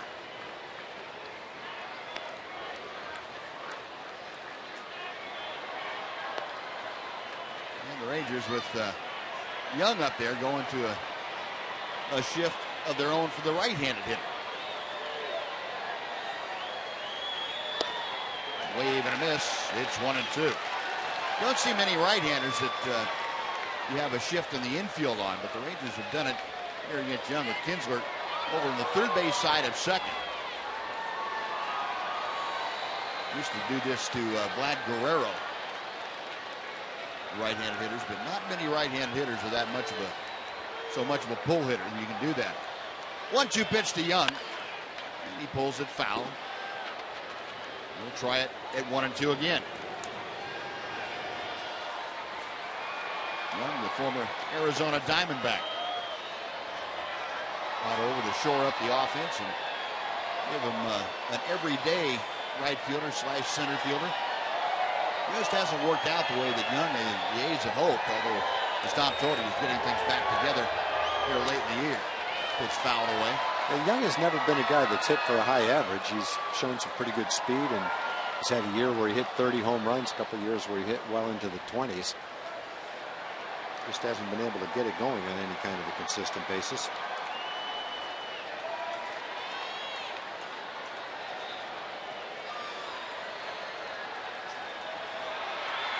Blackley okays the sign. Another 1-2 is coming. Another foul ball.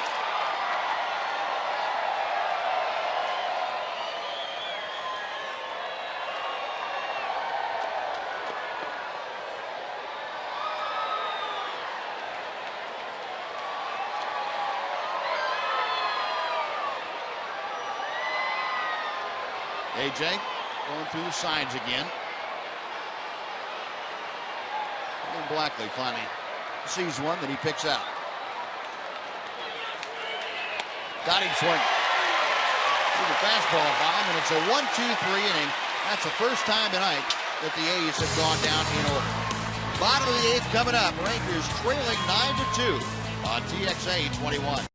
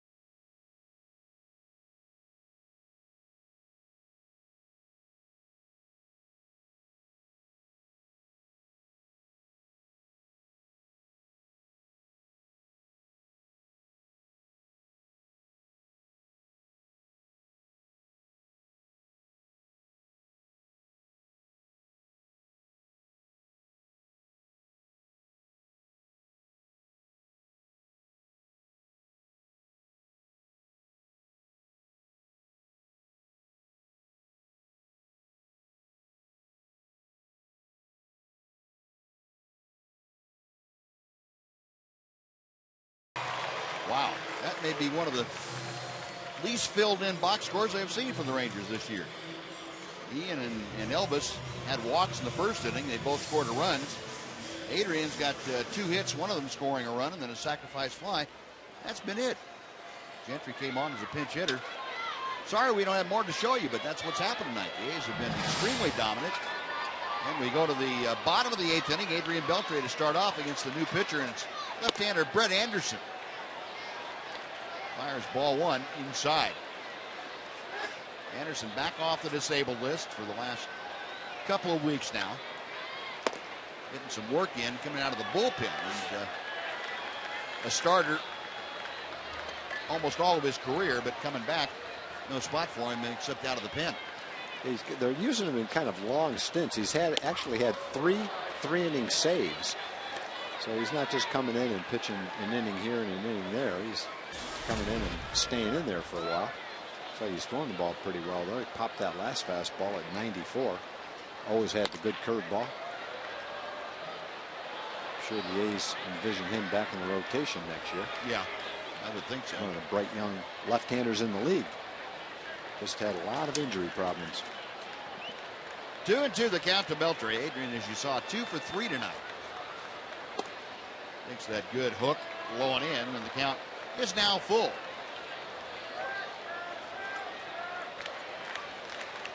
Rangers down by 7. Need to get a lot of runners here. The chopper foul. We'll try the 3-2 pitch again. Anderson, the 4th pitcher used tonight by Bob Melvin. Dan Straley started with the first 5 2/3. Jerry Blevins had 2/3. Dan Otero had 2/3. Boy, and Adrian just ripping that one right into his left foot.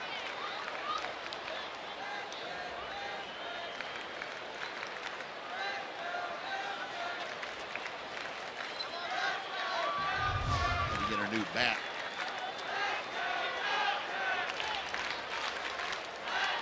Might need a new lower leg, too. Really ricocheting off his inside of his leg.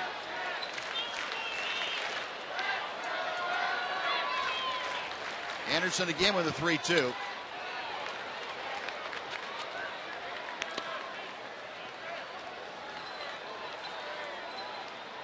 Adrian with the average now back up to 320. He had a tough streak of about 15 ball games.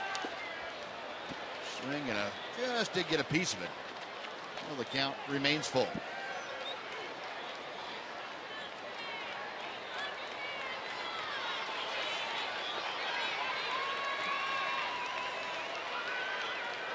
Beltre with the only 2 Ranger hits tonight.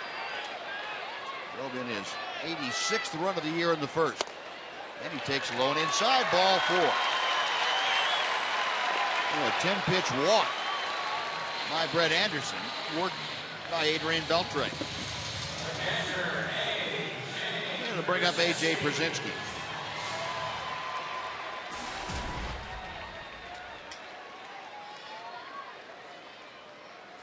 A.J. a sacrifice fly in the first. He was hit by a pitch. That of the 6th inning. That was his 8th hit by pitch this year. Again, Rob Morse giving us all these interesting factoids. Przinsky with 8 hit by pitches. He also has only 8 unintentional base on balls this year. You can get hit as often as you get a walk, unintentional walk. That doesn't seem like it would be possible. No, it doesn't. It's not easy to walk him, though. He hit some tough pitches. And he's ahead in the count here. 3 balls and no strikes. So Anderson trying his darndest. Walked Beltre after 10 pitches, and now he's thrown 3 consecutive out of the zone. And he fires a strike. It's 3-1.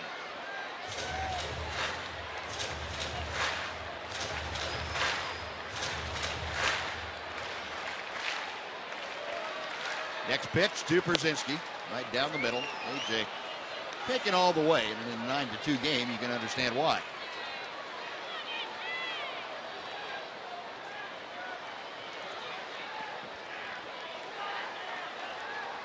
Payoff pitch. Blowing outside, ball 4. Back-to-back walks. And Mitch Moreland called back to the dugout. It'll be Adam Rosales, another former A, to come on as the pinch hitter here in the 8th inning.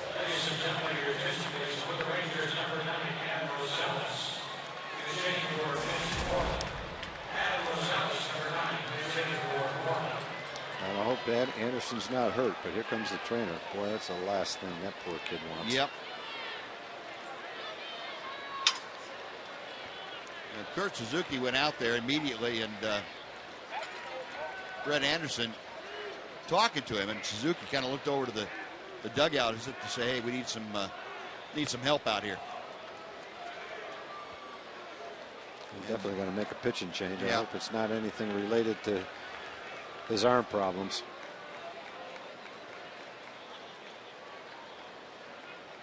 Well, Brett Anderson finished after a couple of walks, and we will certainly get all the information we can and pass it on to you.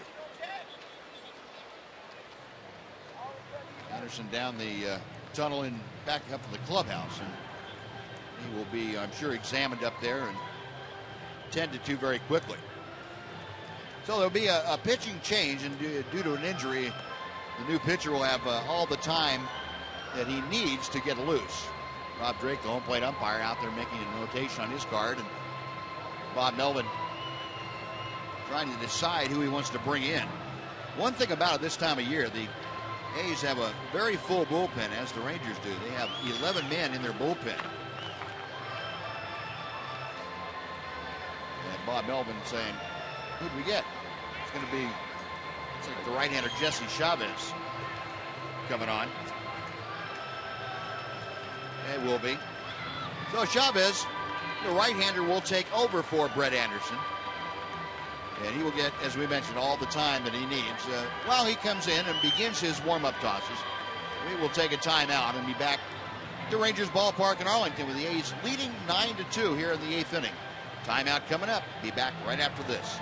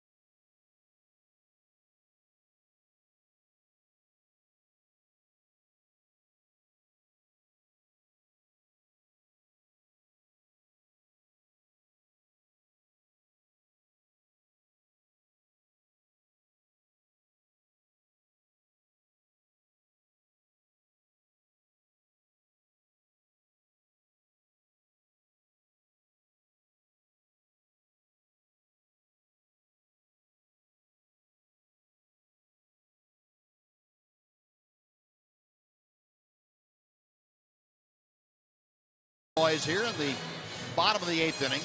Brett Anderson walked the first 2 hitters and then was removed with some kind of an injury concern.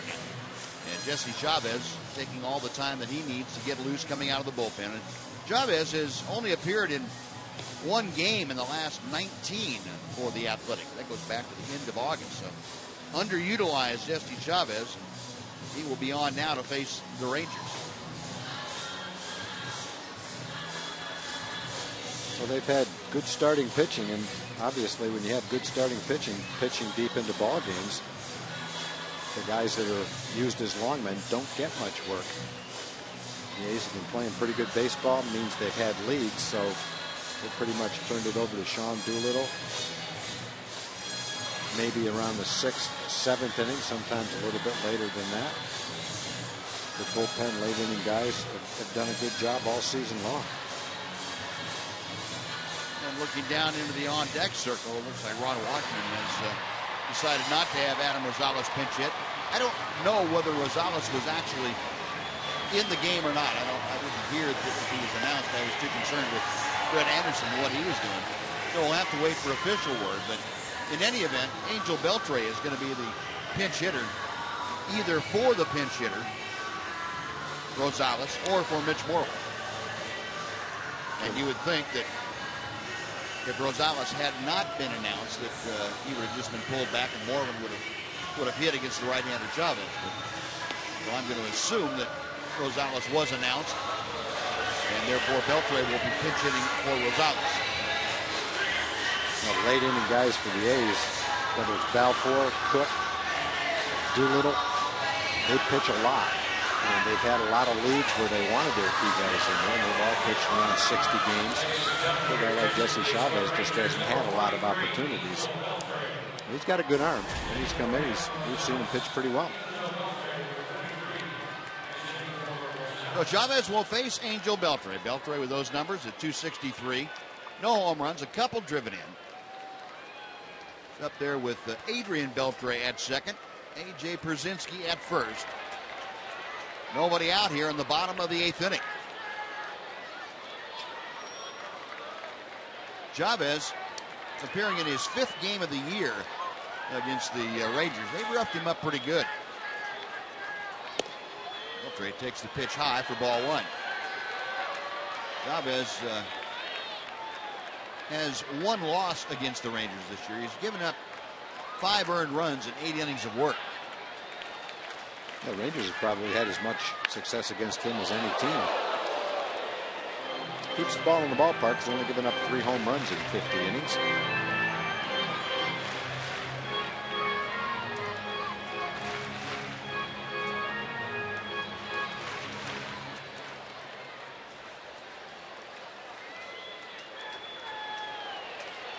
Chavez, the set, the 1-1 pitch. Angel Beltre fouling it back. It's a ball and 2 strikes. Angel Beltre has never faced Jesse Chavez before, at least in the major leagues.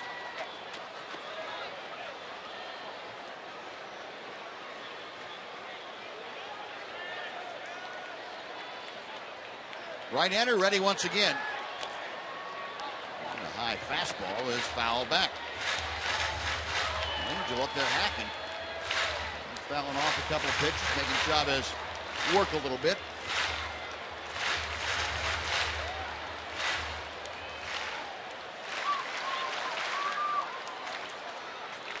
Again a set.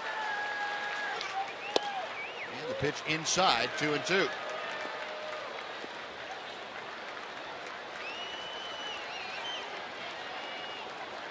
A 9-2 Oakland lead, but there's nobody out and 2 on here in the Ranger 8th. Jesse Chavez with the 2-2 pitch. And now time is called, and Kurt Suzuki going to go out and talk to Chavez. Mind-boggling what they could be talking about. A 7-run lead. I'll put the sign down, put my glove down, and just throw the ball where my glove is.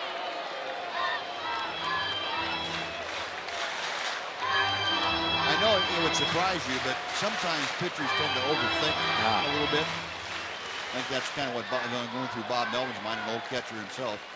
And, pitchers get a little too technical sometimes. Well, he's got the ball and he wants to make a good pitch, and looks like he did. He had a good plan. And Angel Beltre got caught looking at a call 3rd strike. That is out number 1. When Chavez or any pitcher comes into this kind of a game, we look at it like it's a 9-2 game. He's looking at it like, hey, this is a big appearance. I'm going to pretend it's a nothing game, and I got to go out and get people out. So probably not fair to say he doesn't have the right to talk to the catcher just because of what the score is. Here's Jim Adducci. First ball swinging. He grounds one through the right side of base hit. Adrian Beltre will stop at 3rd. The bases will be loaded with 1 out. And Jurickson Profar is going to pinch hit for Craig Gentry. Oh, Ducey with his first hit of the night. And just the third Ranger hit of the evening. That's what the energy would be. Here we go.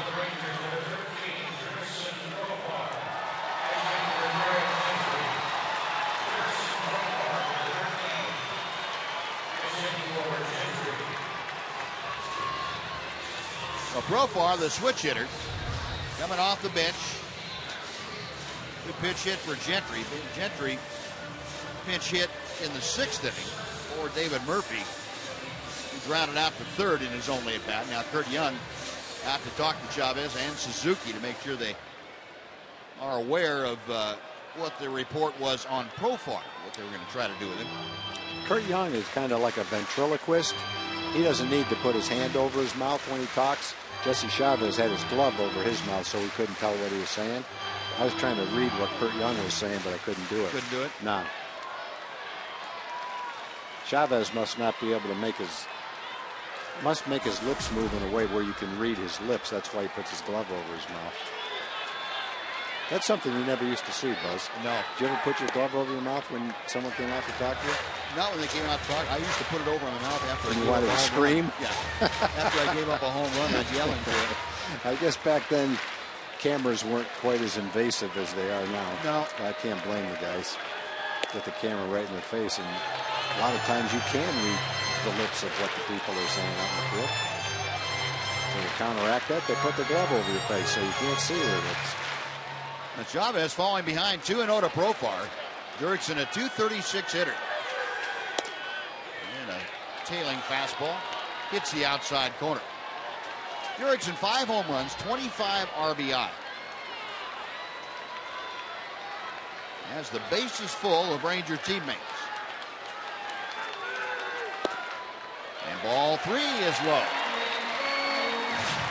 Chavez working himself into an even deeper hole. 3-1 the count to Profar. Leonis Martin waiting in the on-deck circle. Chopper down the first base side, and that was foul. And the count now is full. And you're down 9-2, and the count's 3-1. That's not a good swing.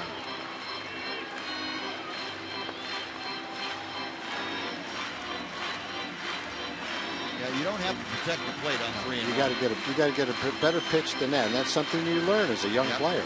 You know, watch AJ Przinsky in his at bat. Just stood up there and took 2 strikes, and then worked the walk. Payoff pitch. Fouled back. Good thing is he fouled it off and didn't hit it weakly on the ground into fair territory. It's 3-1 and you're down 9-2. If you do swing, you got to get a good pitch to hit. Bases full and 1 out. Rangers trying to claw their way back into this ball game. Trail by 7.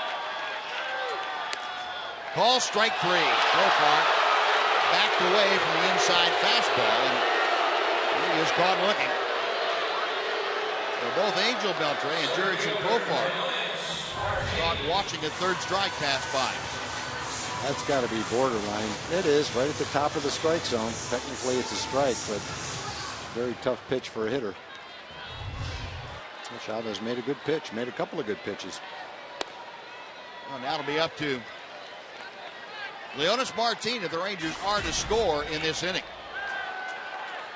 Martin 0 for 3, 2 pop outs and a fly ball to right. Strike on the outer half. It is 1-1. Leonis 0 for 3 against Jesse Chavez.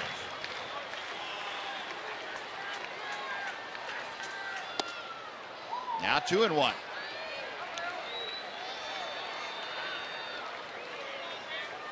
Well, very few guys have come into this game, whether it be starters or relievers, and immediately had good control. Seems like they've all struggled right from the outset. Whipping drive to first, off the glove of Moss, but he can't recover in time. Beltre scores, and the Rangers get on the board, make it a 9-3 Oakland lead, and the bases are still loaded with 2 outs.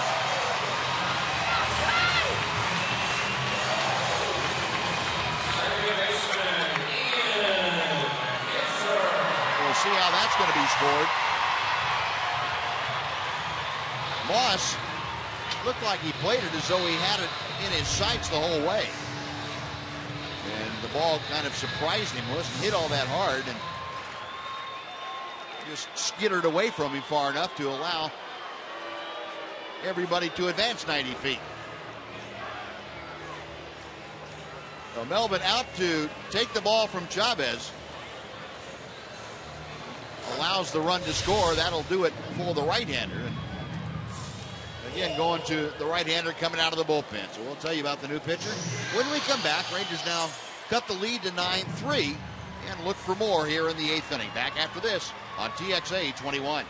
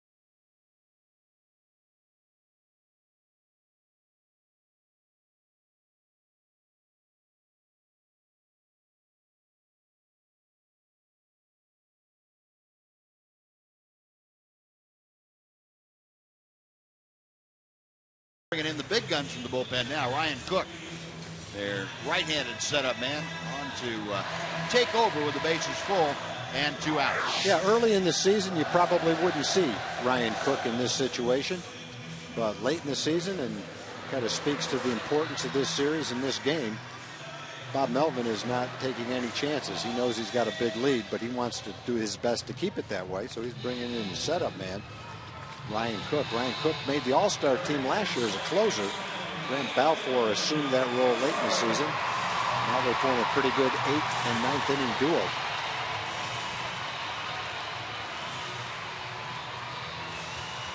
Cook throws a lot of strikes, only 19 walks, 62 strikeouts. Very good ratio, tough to hit. Hard sinker, tough to get the ball up in the air against him.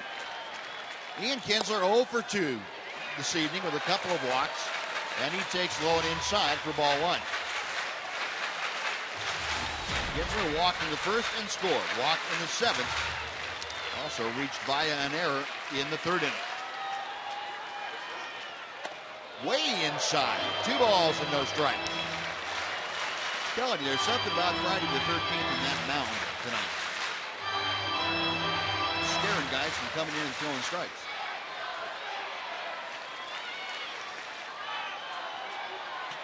Well, definitely take a walk right here. 2-0 pitch. Outside, 3 balls, no strike. Yeah, this guy's only walked 19 batters in 62 innings. The Rangers had 2 walks to start the 1st inning. They had 2 walks to start the 8th inning, hoping to get another one right here. 3-0 pitch. Low ball 4. That walks in another one. 9-4.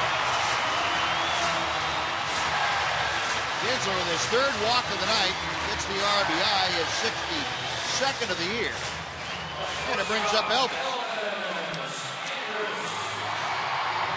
And believe it or not, the tying run for the Rangers is in the on-deck circle. I'd love to see him get up there. Number 2.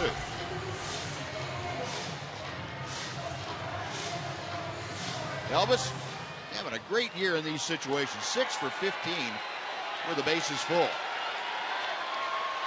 He's got a deucey Martin and Kinsler, third, second, and first. And Cook is low, ball one. Probably not many games where Cook has come into when it's been a 5-run game like this. We're going to see another visit to the mound.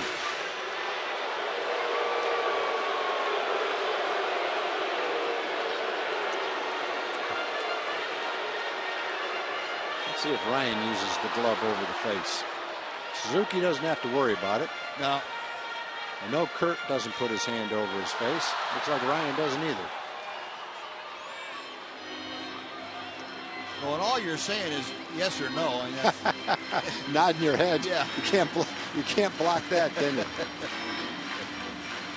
That kind of game, if this is what we're talking about. Yeah.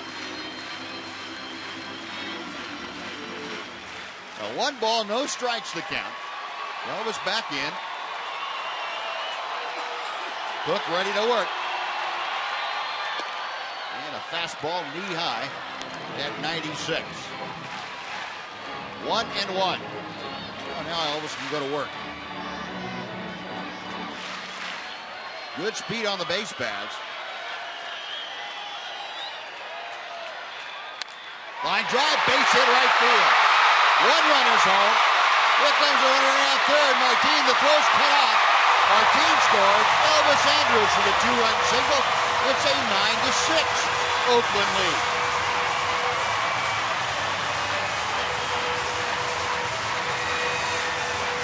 Cook has that 96-mile-an-hour sinker, and he's got a very good slider.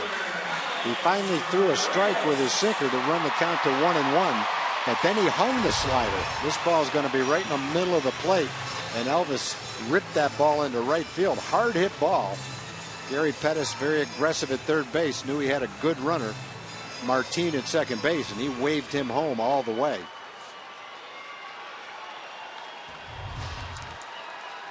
Well, the Rangers have scored 4 times, looking for more. They have the tying run at the plate in the person of Alex Rios. And a strike to Rios. Elvis Andrus, a quick note on the Rangers shortstop.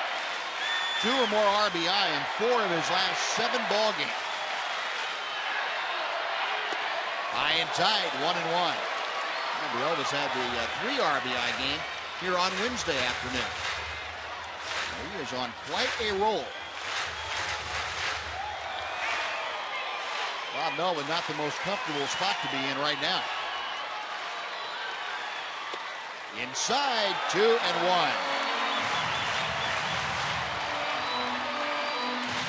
It's not often you see Ryan Cook, at least not often against the Rangers, we see Ryan Cook have these problems. Sean Doolittle, the left-handed setup man for the A's, starting to loosen in a hurry. I don't know that Bob Melvin was planning on using these guys today, but it's turned into that kind of a game.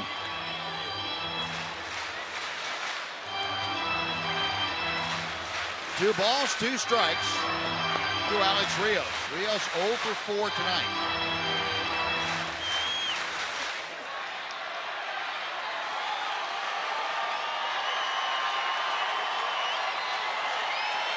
Cook back to the plate. Check swing and gets away from Suzuki, so Kinsler and Andrus advance 90 feet. Suzuki, it looked like, was crossed up. Now dropped a little blooper into the outfield, and it's a 1-run ball game.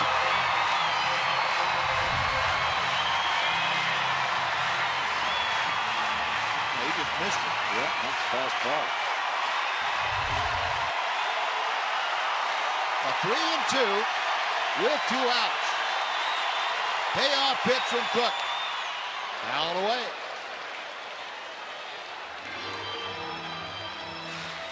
And this crowd is sitting on their hands for the first 7.5 innings.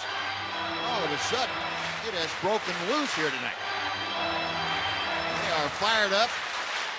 Rangers are fired up, trying to get back even in this game. The 3-2 again. And another foul ball.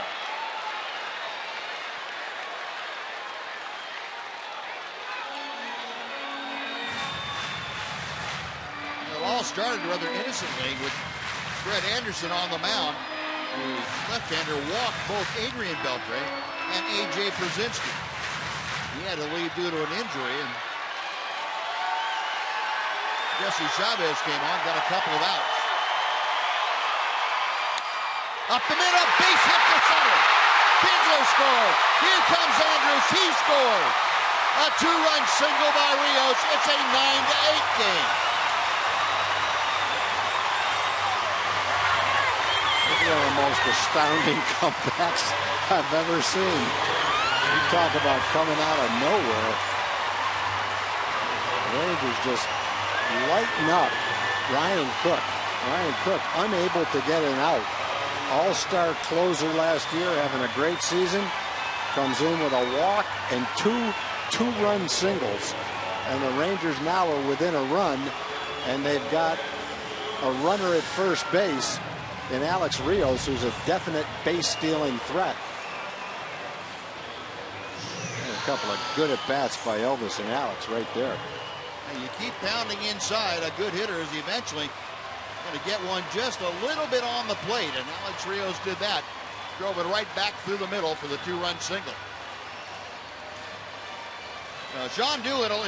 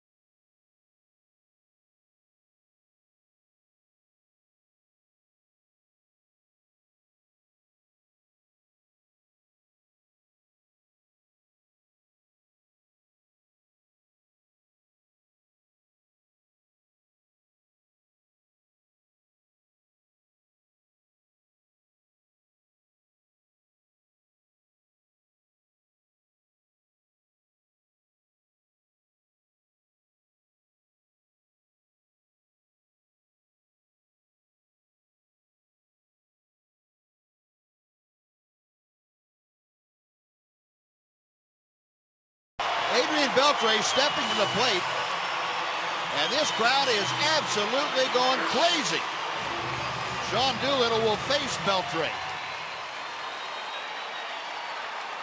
Doolittle in his 65th game of the year. Rios the tying run at first, and Doolittle goes that way with a move. Rios, of course, 10 for 10 in the stolen bases since becoming a Ranger. He's 17 for 17 since the All-Star break. Beltre takes low for ball one. Adrian 2 for 3 tonight, with a walk. He has driven in a run, he has scored a run. Rangers have pushed across 6 runs here in the 8th inning. Doolittle's pushed line to left field, a base hit. Around second, headed for third. The throw into third, the slide, he is out at third base. Alex Rios gunned down by Yoenis Cespedes at third, and Ron Washington out to talk to Andy Fletcher very quickly. And Alex Rios got to be careful. He missed that call. Alex Rios is not going to argue like this. Well, that's a key part of the game, and at least from up here, that did not look like he tagged him before his foot hit the bag. There's no way he's going to argue like that if he's out. Gary Pettis getting in between Alex Rios and the other umpires, and Ron Washington talking to Andy Fletcher. one-on-one, but the out recorded at third, and what the replay shows you.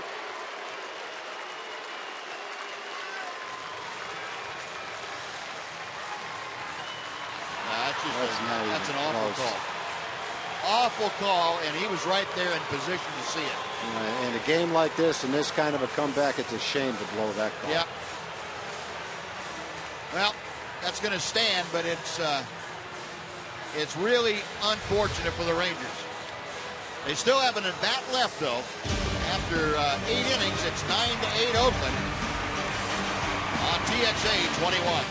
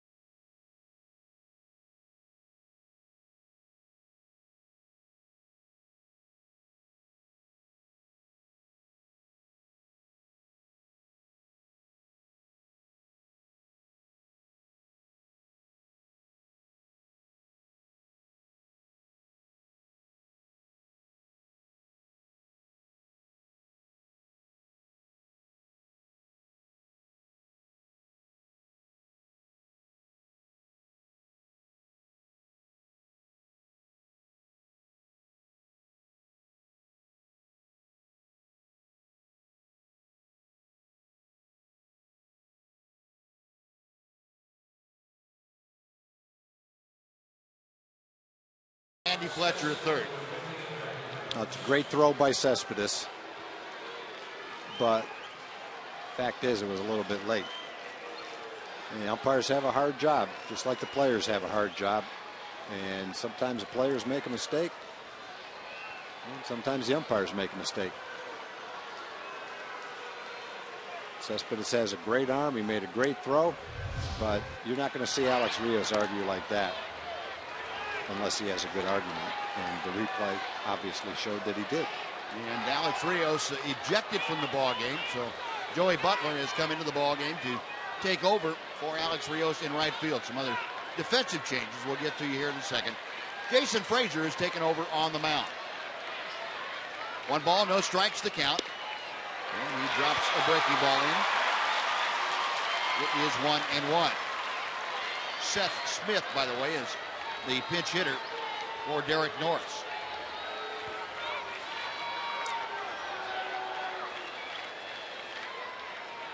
Now Smith, a .244 hitter. 8 home runs, 38 driven in. Up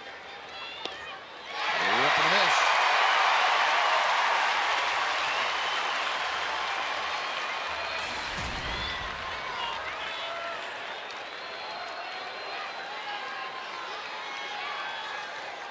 The Rangers 6 in the 8th inning for a ball club that really was being shut down completely. Prior to that, just went absolutely berserk. After back-to-back leadoff walks, they got it going. The Rangers had 2 innings where they had 2 leadoff walks to start it, and both times the 2 walks scored. Just would love to have seen what would have happened if that inning continued. 2-2 the count to Smith. Fly ball hit to pretty deep right center field. Butler going back at the track right in front of the wall. And he makes the catch as he moves into the paddock. Smith gave it a ride, but Butler able to track it down. 1 away.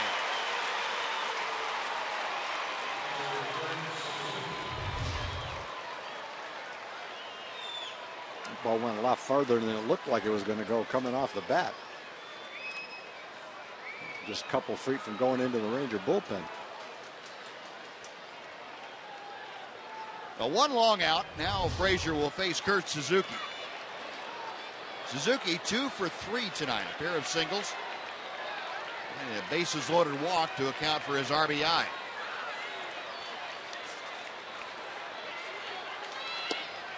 Frazier misses outside with a slider. It's 1 ball and no strikes.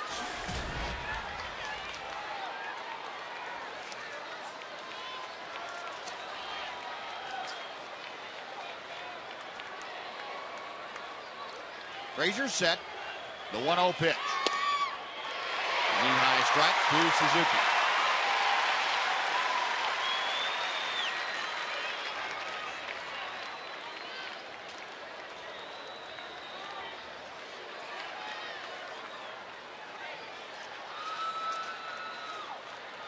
The 1-1. Now 2-1.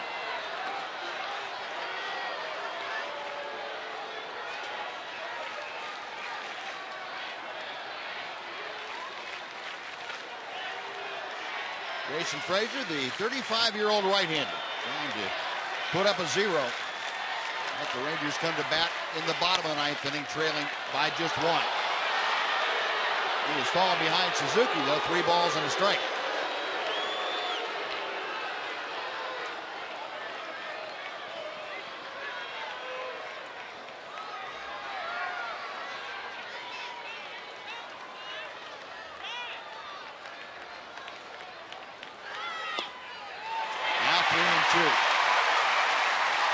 Suzuki trying to get aboard with 1 out here in the 9th inning.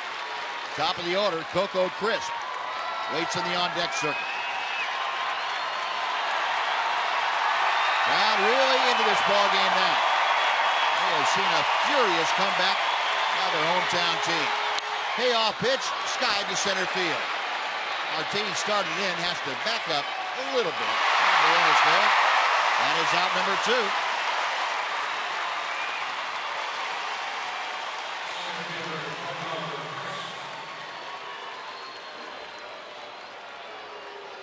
Frazier, a couple of fly balls and a couple of outs. Coco Crisp now 1 for 4 tonight.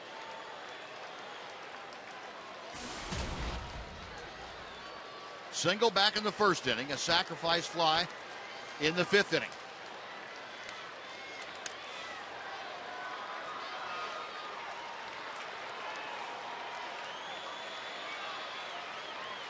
Beltre, the 3rd baseman, playing in just in front of the cut of the grass. Check swing, and he did not go around, says Andy Fletcher.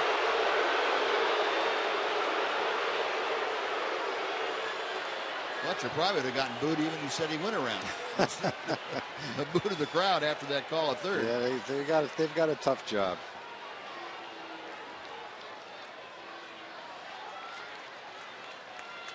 Frazier's 1-0 pitch. Here's a strike.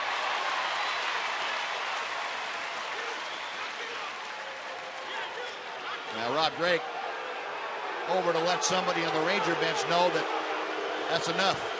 And Ron Washington says, who are you talking to? Now Drake's going to go over and tell him exactly who he was talking to.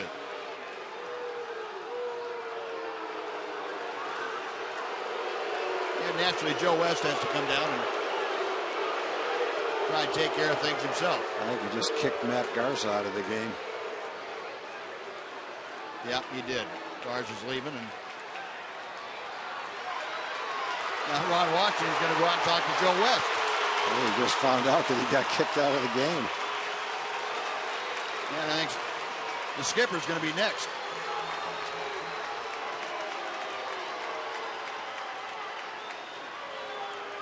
Well, Ron's point, and managers will bring this up to an umpire. Nobody was talking to you. Why are you butting into it? Yeah. Just turn your back and walk into right field. We're talking to the home plate umpire, not you. Cesar Tovar got kicked out of a game one time. He was in the dugout. I mean, he was in the clubhouse. It was Leo Cardenas. He thought it was Cesar Tovar. He kicked Tovar out of the game. He wasn't even in the dugout. That's a pretty good trick. Back to playing baseball. 1 ball, 1 strike to Crisp.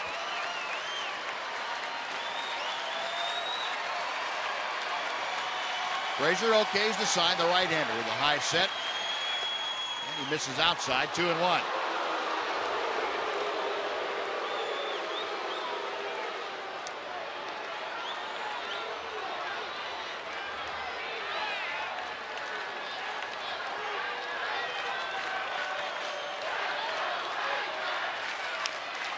Ground ball, foul off the screen in front of the Ranger dugout. 2-2 now.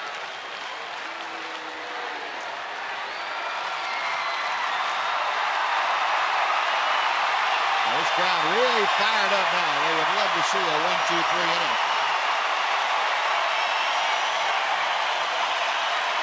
Well, they didn't have much to cheer about until about 20 minutes ago, and since then they've had a lot to cheer about.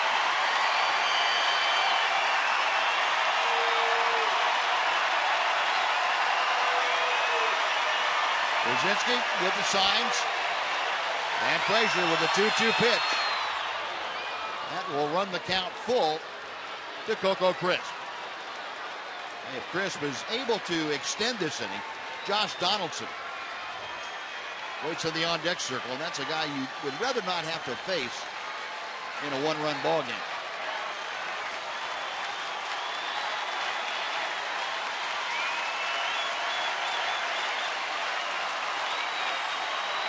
Jason reads the sign, now he's ready. Payoff pitch to Crisp. High ball 4. A 2-out walk, and Donaldson will indeed come to the plate.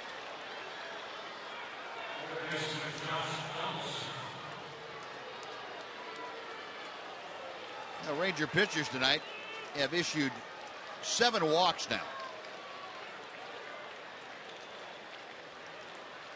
And Ron Washington out to the mound. We'll see if he's taking the hook with him. Donaldson 2 for 3 tonight. And the skipper does want to make a change here as Jason Frazier is going to be finished and give way, it looks like, to Tanner Shepard. So Shepard will come on with the explicit task of getting Josh Donaldson. 1 on with 2 out, a 9-8 Oakland lead. Back to Rangers Ballpark in Arlington right after this on TXA 21.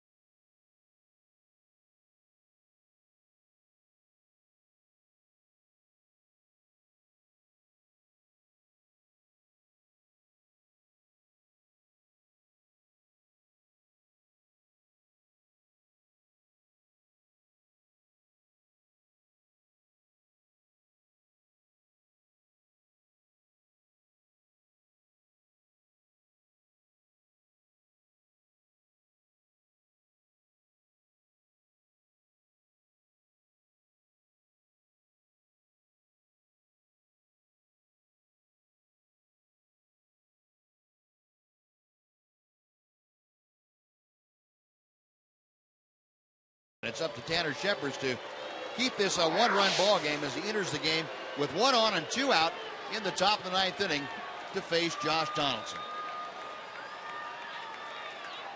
Shepard's appearing in his 65th ball game. Last appeared here on Wednesday afternoon, gave up the home run off the foul pole. Facing Donaldson, and Donaldson has had good success against Shepard in the past. First pitch is popped foul. That will reach the seats. It is 0-1. Donaldson is 3 for 4 against Shepard. One of those 3 hits, a double. He's also walked 1 time. Tonight, 2 for 3. Home run and a double, 2 walks, 3 RBI. Coco Crisp, the runner at first, 2 outs. Top of the 9th inning.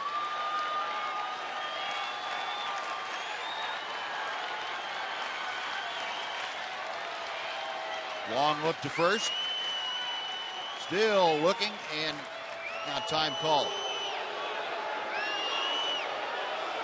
I think the umpire called it. We'll see the hitter call it. AJ talking to Rob Drake, and I don't know what that was all about. Looked like he was leaning on Brzezinski a little bit. Toss to first to drive Crisp back.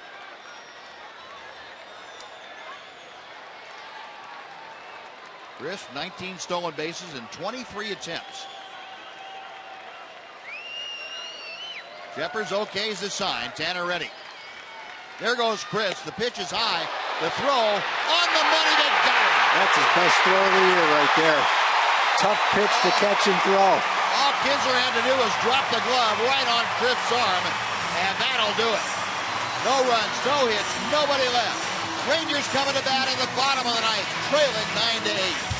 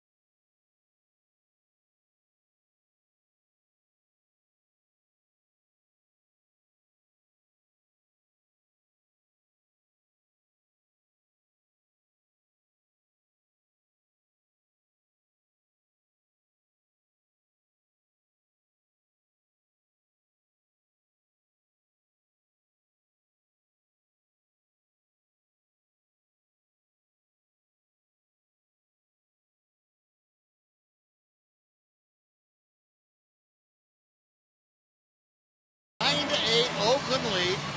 Brad Balfour apparently not available tonight. He is in the bullpen, but has not begun to loosen or between innings. He pitched an inning last night in an 8-2 ball game. He must have needed to get some work, but evidently he's either got a minor injury or it's just a night where he's not going to be out there. A.J. Brzezinski will start things off. Brzezinski, Angel Beltre. Jeff Baker has grabbed the bat. He has come out in the on-deck circle for Beltre.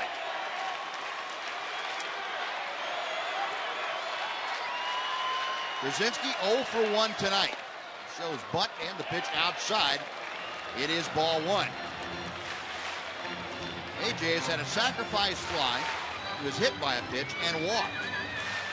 He had the second of the 2 consecutive walks to open up the Rangers' 6-run 8th inning. Rip through the Doolittle offering. It's 1-1.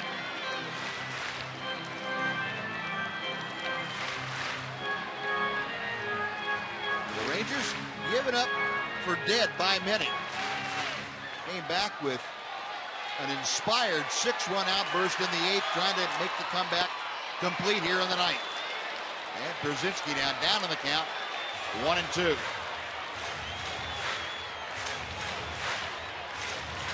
That Ranger bench, been a while since they've been able to explode.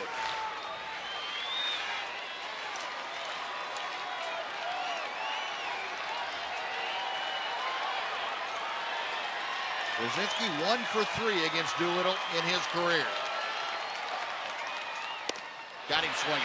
Oh, he must have a good fastball. You've done 3 fastballs right by AJ like that. They weren't out of the strike zone either. That is out number 1. And Jeff Baker now comes on as the pinch hitter.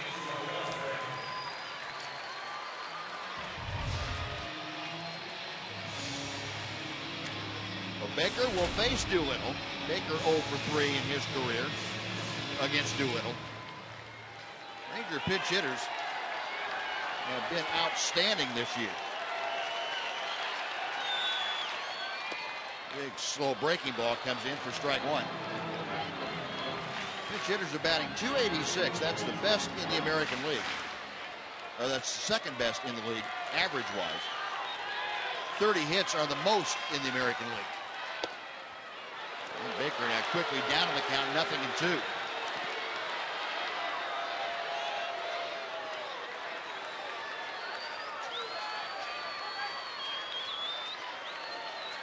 Doolittle set. And the pitch. 1 ball, 2 strikes. Baker overall a .286 hitter. 11 home runs. 21 RBI.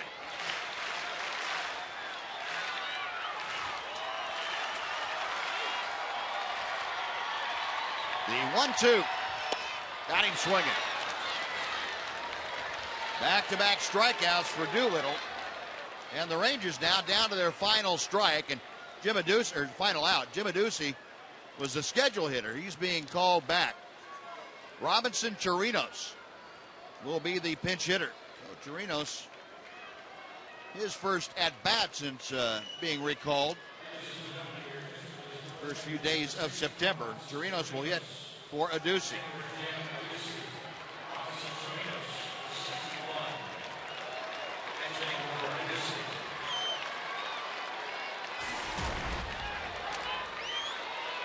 Torino stands in 154 the average.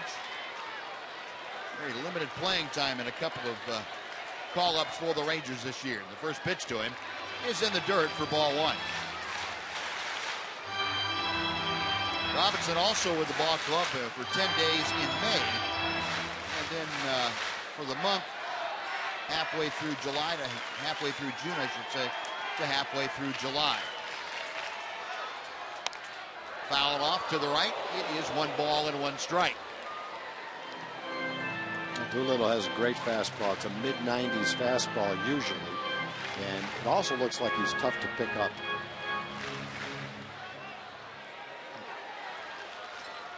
Left-hander with a 1-1 pitch. 2-1.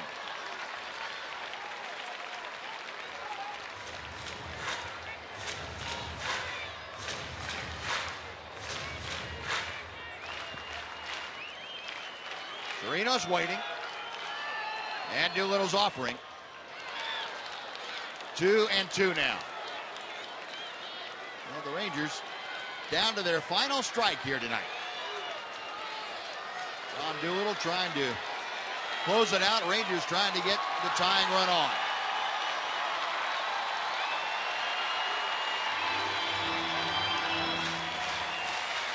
Bob Melvin has not found it easy here in the last 45 minutes or so. 2-2. Doolittle to the plate. To right field. If it's fair, it's going to be a base hit at least. It is fair. Torino into second. The throw is cut off, and Robinson Chirinos on a 2-2 pitch doubles into the right field corner. And the Rangers have the tying run at second with 2 outs, and Jurich and Profar coming up. How about that?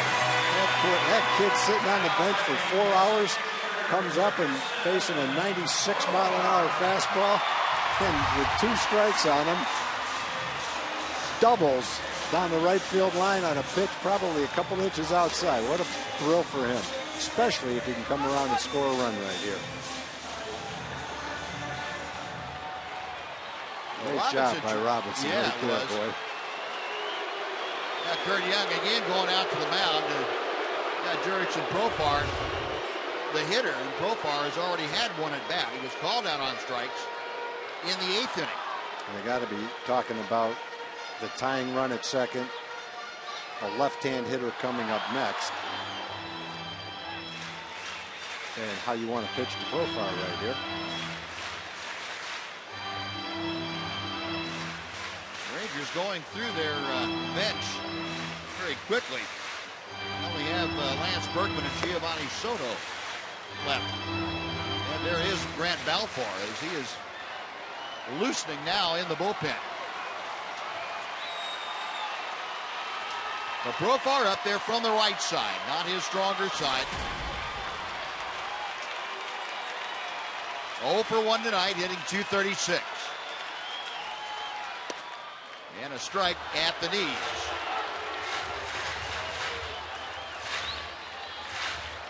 Profar 0 for 1 against Sean Doolittle. Chirinos at second, a pretty good lead. Out of play, and again, the Rangers down to their last available strike. Erickson asking Rod Drake, was that a strike? And Drake replying in the negative. 0-2 now.